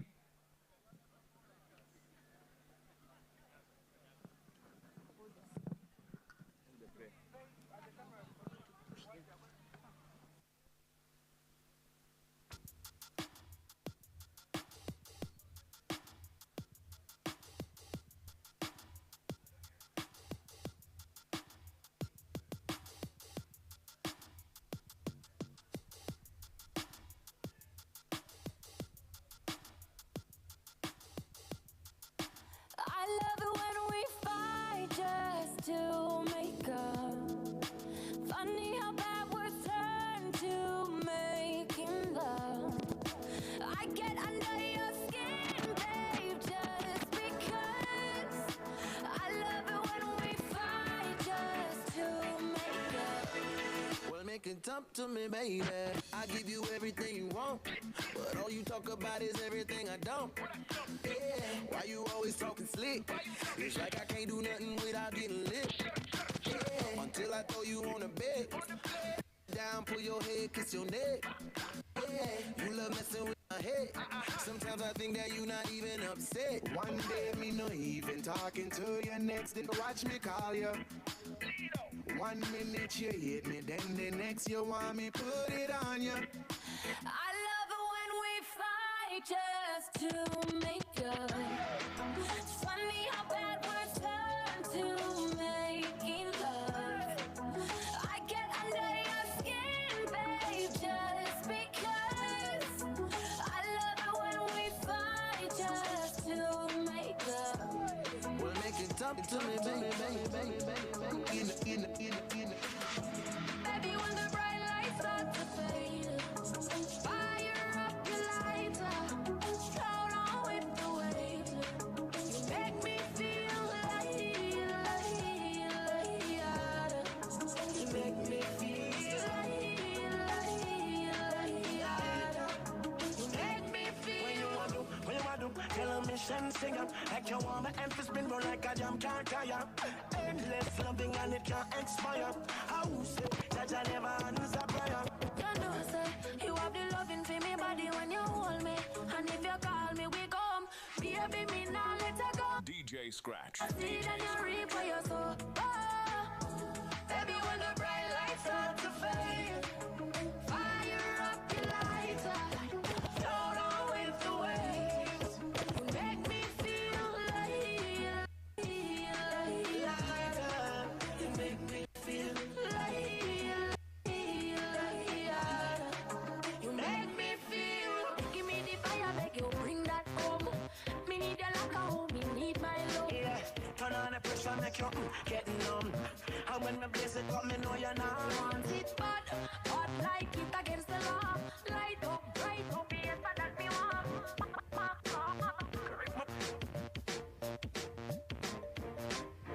Hey, Mr. DJ, go select the one gang, the baby one gang, yeah. The little good one gang, and I can even talk like a sin and let me be one gang, yeah. Hey, Mr. DJ, go select the one gang, the baby one gang, yeah. The baby one gang, yeah. And I can even talk like a sin and let me be one gang, yeah. Radio presenter, Gwetty Kwatako. Studio producer, Gwetty Kwatako. Kobele bifulu promoter na Gwetty Kwatako. Bawagizi buli omune choice ye kativa manyi enjawulo ya Fanta ne Sprite. Dedata ya ula Rexin and Sport. The big singer recreation and everybody. Game start now. Thank you. Ladies and gentlemen, please can we have all invited guests to take their seats. Our presenting officials, please come through to take your seats. This is our last call.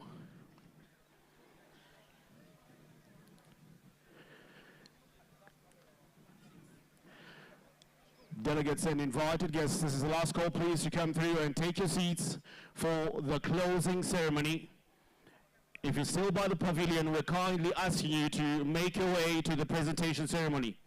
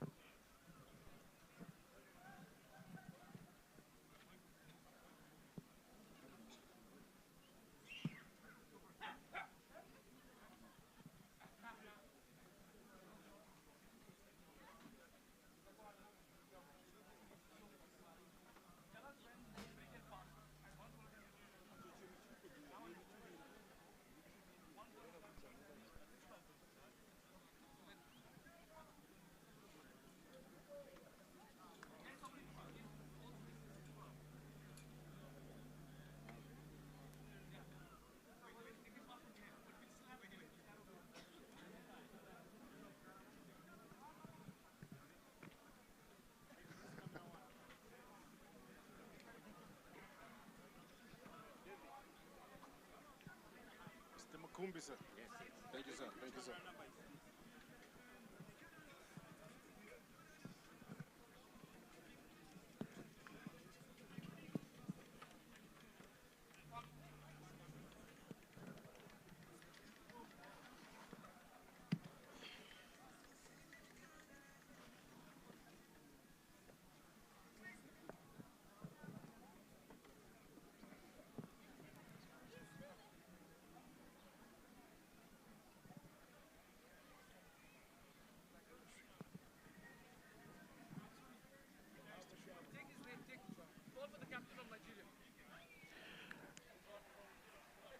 Sylvester Okpe, the captain of Nigeria.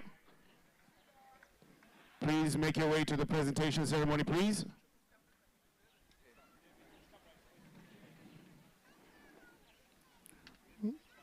Sylvester Okpe, the captain of Nigeria.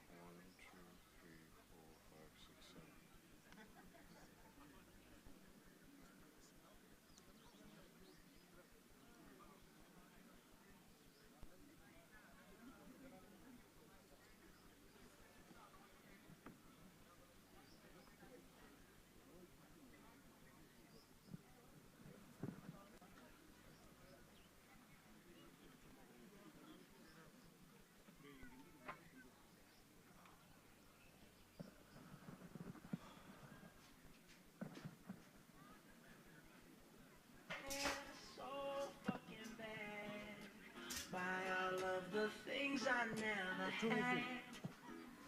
That's all. He's coming. There he is, behind you. The guy in the big floppy hat.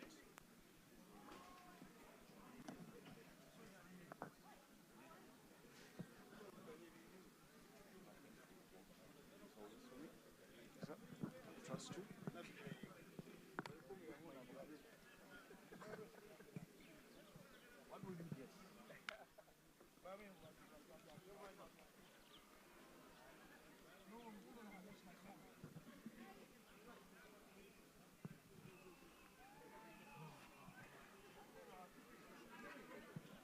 That this can't happen. This can't happen. Looking from behind. Okay, I just want people. I just want people to stand away. I want someone. I ask. No, that camera's okay, but I don't want people to pass, cut, because people are just going to go through. I know it. It's easy to go, right? You don't want to go like this. Bro,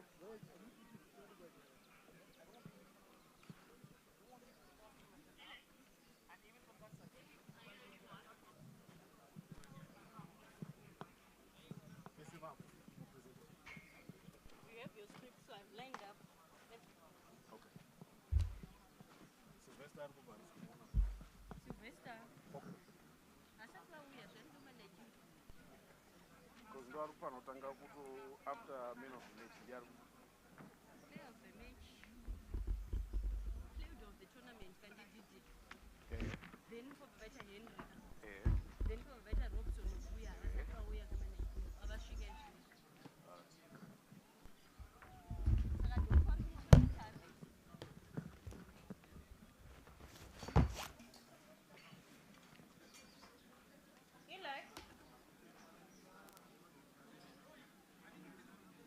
I'm waiting for him to cue me. To cue me in.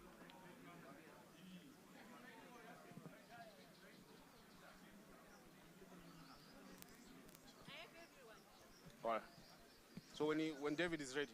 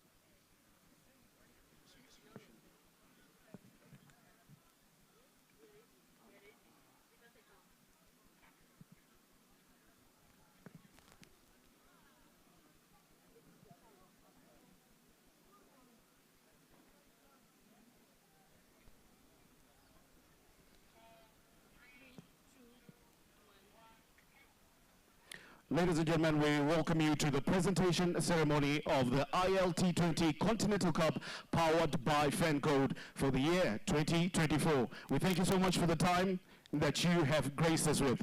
First of all, on behalf of Rwanda Cricket, I would like to thank the following: Dufferbet, ILT20, Fancode, Sports Eye, ITW Universe for their support towards this fantastic tournament. In our presence for the presentation party, we will have Mr. Stephen Musale, the President of Rwanda Cricket Association, Mr. Badu Bashir Ansansira, the Chair of ILT20 Continental Cup, thank you for coming through, Mr. Jackson Kivuma, Secretary General of Uganda Cricket Association, Mr. Emmanuel Biringiro, the General Manager of Rwanda Cricket Association, Srinath Vadheden, Treasurer of Rwanda Cricket Association, Mr. Michael Nwagawa, the Chairman of Uganda Cricket Association, thank you for coming through. Then Mr. Robert Tukeme, the representative of the Ugandan ambassador to Rwanda. First of all, I would like to invite our host, that is the President of Rwanda Cricket Association, Mr. Musale, to come through and share a few insights into this tournament that they just wonderfully hosted. Ladies and gentlemen, please put your hands together as he comes through to the podium.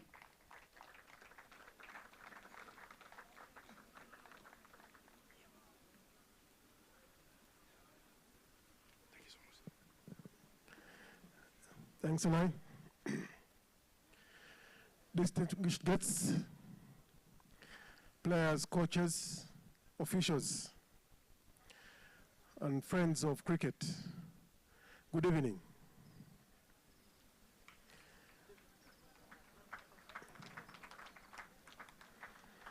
It's with immense pride and gratitude that I stand here before you. First of all, to congratulate you all for making it here and playing this second edition of the ILT20. We're growing with every step, and this is just the beginning.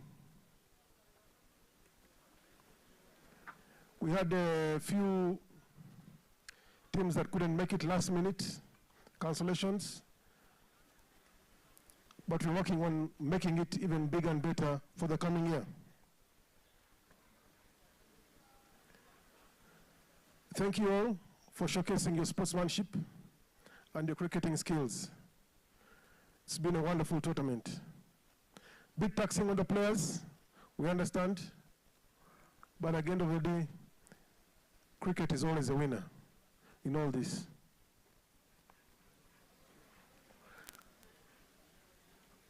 Heartfelt congratulations to Team Uganda, defending your trophy you won last year. But I must also congratulate the rest of the teams for bringing pride, respect, and honor for your national badge.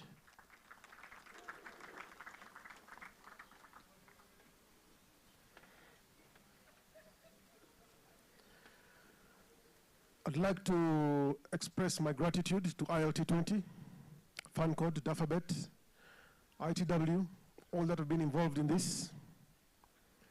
Like we said, RCA's motto is growing with every step. Been having a few phone calls. We've been in discussions with ILT20 board for season 4, which is 2026. We're going to have the players here drafted for the ILT20, starting with season 4, 2026.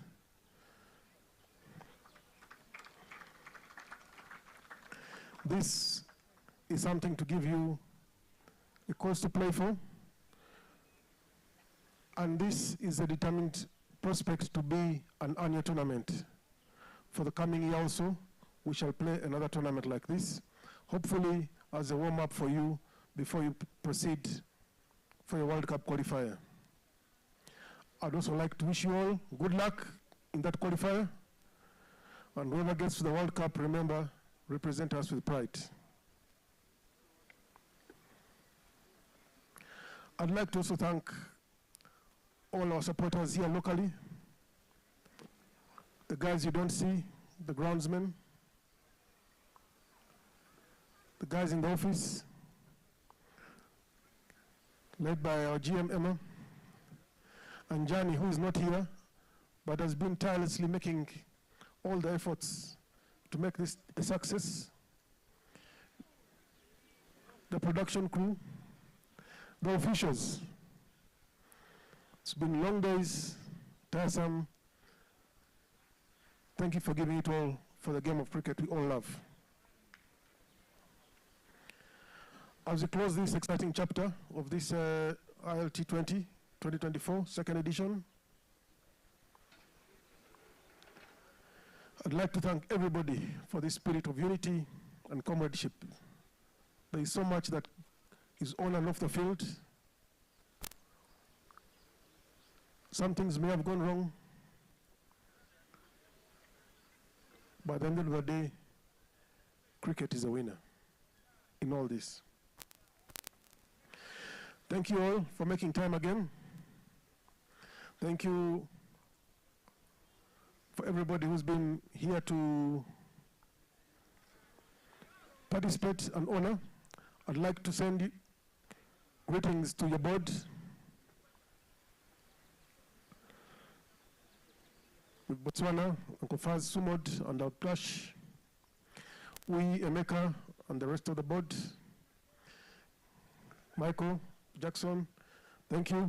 Personal regards to the rest of the board, the trustees. There's somebody here who sits here tirelessly, keeps us in meetings all day to make sure the turf is okay. Will, people don't know you here.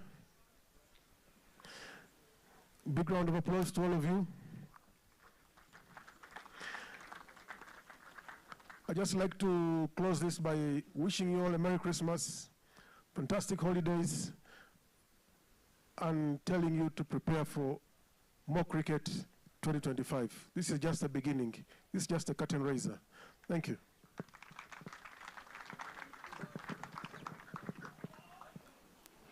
Thank you, sir. One more big round of applause for Mr. Msali, our host, a gentleman representing the nation with 1,000 hills. Your hospitality has been remarkable. Everyone has felt at home, away from home. Well, the past 10 days, including this one, have been magnificent with exhilarating and thrilling cricket that has been performed to the highest standards. But all that has come courtesy of some good planning that has taken some time, everything that you're seeing here together. And that comes to the name that is withheld within this cup. It is my honor and privilege to call upon the chair of the ILT20 Continental Cup, Mr. Badu Bashir Ansasira, to come through and share a few words. Please give him a huge round of applause.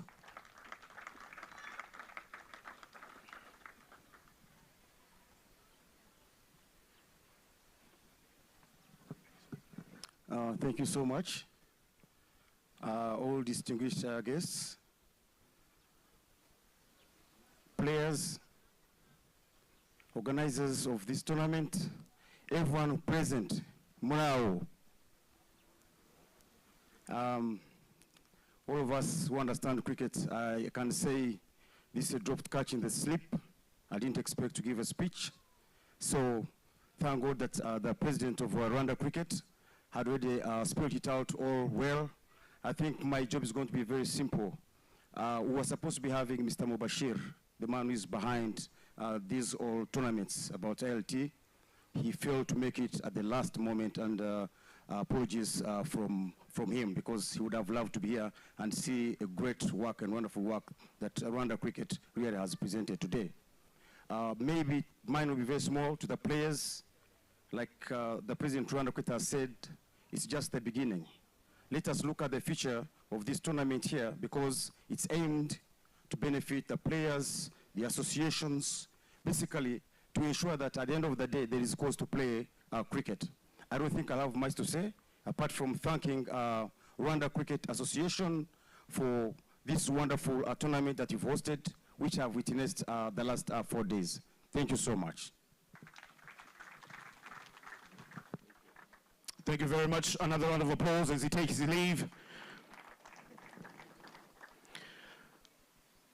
So this is the presentation ceremony. We'll get right into the awards, and we'll start off by the game that we were watching today, the final of the ILT20 Continental Cup powered by Fancode, a match that featured between Nigeria and Uganda. I would like to invite Mr. Jackson Government to come through for the presentation of the first award as we look at the player of the match in this final. And that will be Riazat Aliat Shah of Uganda, with a magnificent outing in the middle.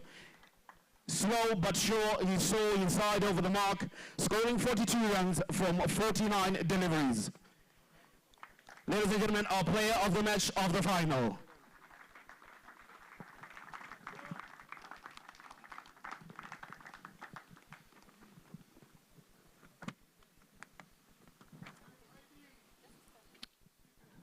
Thank you so much. For the next award, we take a look at people that gave their all, not with the ball, neither with the bat, but in terms of their fielding expertise, in terms of how they gave it their all in their field placements as well as in catches and putting their body on the line. For the next award, that will be for the fielder of the tournament. Several people came up. Solomon Renshaw, 9 catches to his name, and also he did well behind the stumps for Nigeria. But for the fielder of the tournament, this award will be presented by Mr. Emmanuel Biringiro. Please come through, sir. The award will go to Didier Ndikubimana of Rwanda, who had 12 dismissals to his name in the whole entire tournament.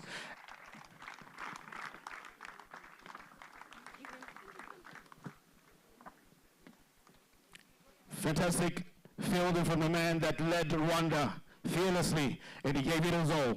Congratulations. Let's give him a round of applause.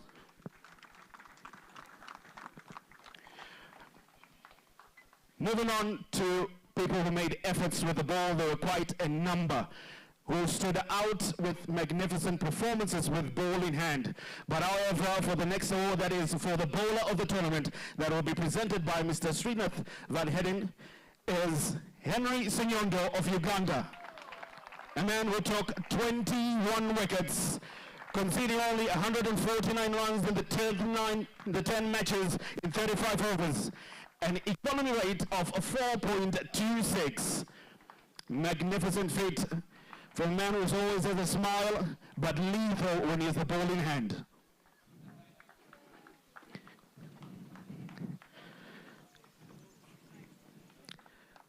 We move away from those that made efforts with the ball now to those that made efforts with the bat. And for this one, I would request Mr. Michael Mogaba to come through for the presentation of the batter of the tournament. This award goes to a man who scored 272 runs with a strike rate of 141.67. His highest score of 83 with an average of 34 in the 10 matches. Ladies and gentlemen, please put your hands together for Robinson Odoya.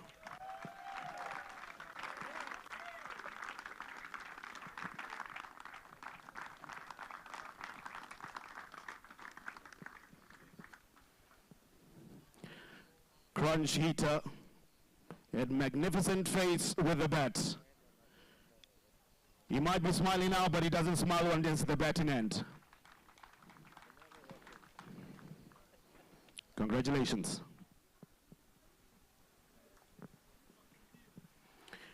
Now we move to the big award. For one will be marked as the player of the tournament. And I would like to request Mr. Ara Tukeme to come forward for the presentation of this award.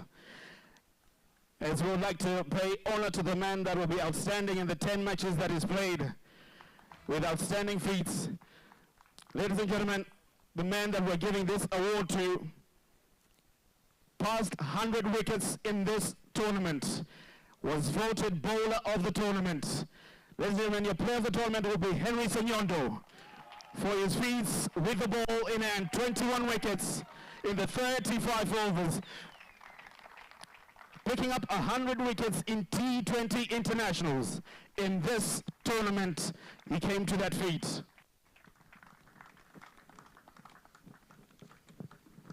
Henry, don't run away. I'd like to have a chat with you.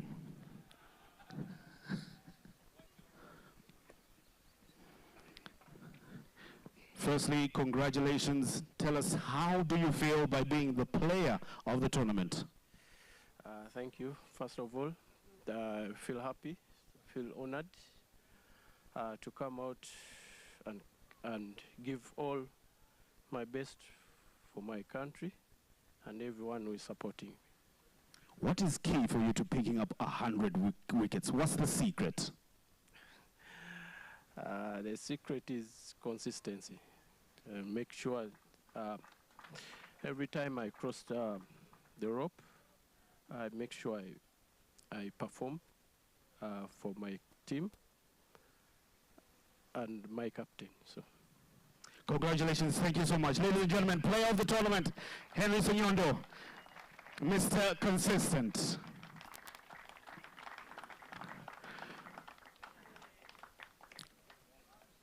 Moving on, at this moment in time, I'd like to call upon the runners-up captain of the tournament, that is the captain of Nigeria, Sylvester Okpe. Please come through and have a chat with me.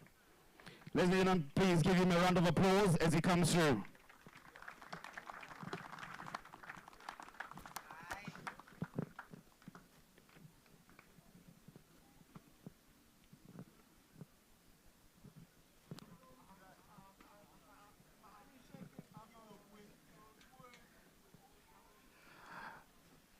Sylvester, we'll talk about Nigeria's performance. Many will see you as a team that fell short in this tournament. But for me, I would like to ask, you're a team that has been consistent. You were in the final of the qualifier that was hosted by Nigeria. Then 3 weeks later, you find yourself in another final. What has been the secret for Nigeria? I feel the guys have worked really hard. Being able to put yourself through school and work and being able to find yourself in practice every time. Working hard to see how their performance goes well. I think that's been the main key. What are the positives that you draw from this whole entire tournament? There are quite a lot. It shows that winning games, losing games sometimes makes you humble. It showed in this tournament, so I feel we as a team have worked so hard, so we just need to keep our heads down and keep performing as much as we can. Well done to Nigeria. Please don't go away. I would like to invite the chairman of the ILT20 Continental Cup, Ms. Anson Sira, to come through and present the runners-up trophy to the captain of Nigeria.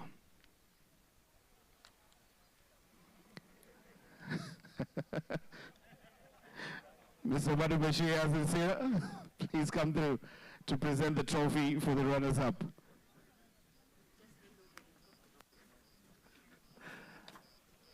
Ladies and gentlemen, a round of applause for the efforts of Nigeria. A team that won their first 2 games, lost 5 on the trot, but came back to win 2 games and finish in the final. Thank you so much.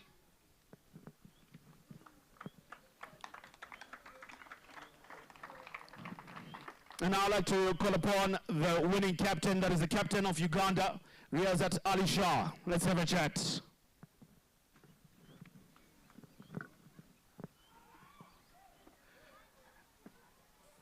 Skipper, just like Henry Sunyondo, your team has been consistent, performing tirelessly through the Challenge League right to this tournament. What is the key for Uganda? I'll say amazing performance from the boys. They stay focused. That's what you want from our boys. Stay focused and do basic things right. And for the longer period, that's our basic thing. That's what we want to do for whole tournament. We move away from the performance of the team Uganda and we look at your presence here. What have you been able to share with the rest of the teams that you've played against, considering that you're the highest ranked team? I'll say the whole teams, like especially the players, they give their 100% and they give the all to this tournament, and especially the shorter period they gave us like 10 days to 11 days to play this team, and the way they manage themselves, it's amazing to see from the boys. They show the professionalism to consider themselves to fit to play this whole tournament. That's amazing to see from all the boys, all the players, and I will say congrats to everyone to give their 100%. Fantastic. Then lastly, I would like to ask, from all the teams that are here, which one was the toughest to play against? I think I feel like all the teams, they gave everything when we played against them, and they wanted to beat us. That's good to see from them, yeah. Fantastic, thank you so much, Jesus. Please don't go away. And now for the much-awaited trophy, I would like to invite our host, Mr. Sim Musala, the President of Rwanda Cricket Association, to come and present the trophy to the winning captain. This is the big and awaited trophy of the ILT20 Continental Cup, powered by Fancode, that has been won by a team that has been consistent from game one, winning all of their matches by high margins. Ladies and gentlemen, our winners, that is Team Uganda. Yes, please. I would like to call Team Uganda to come through to celebrate this moment with their captain. Gentlemen, please come join your captain up on the podium. We'll invite also the chairman of Uganda Cricket to join the team as well.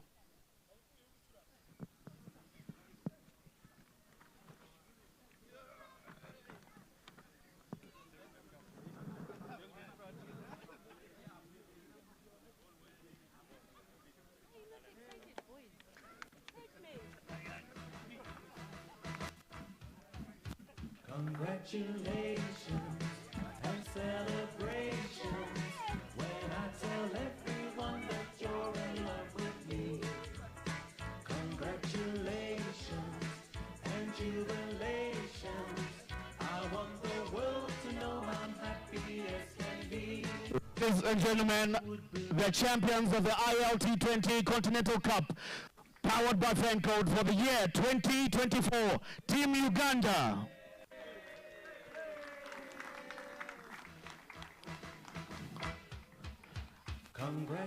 Well done, thank you so much, Team Uganda. Been marvelous. Thank you, thank you, thank you, thank you so much. Ladies and gentlemen, let's give Team Uganda as we see them.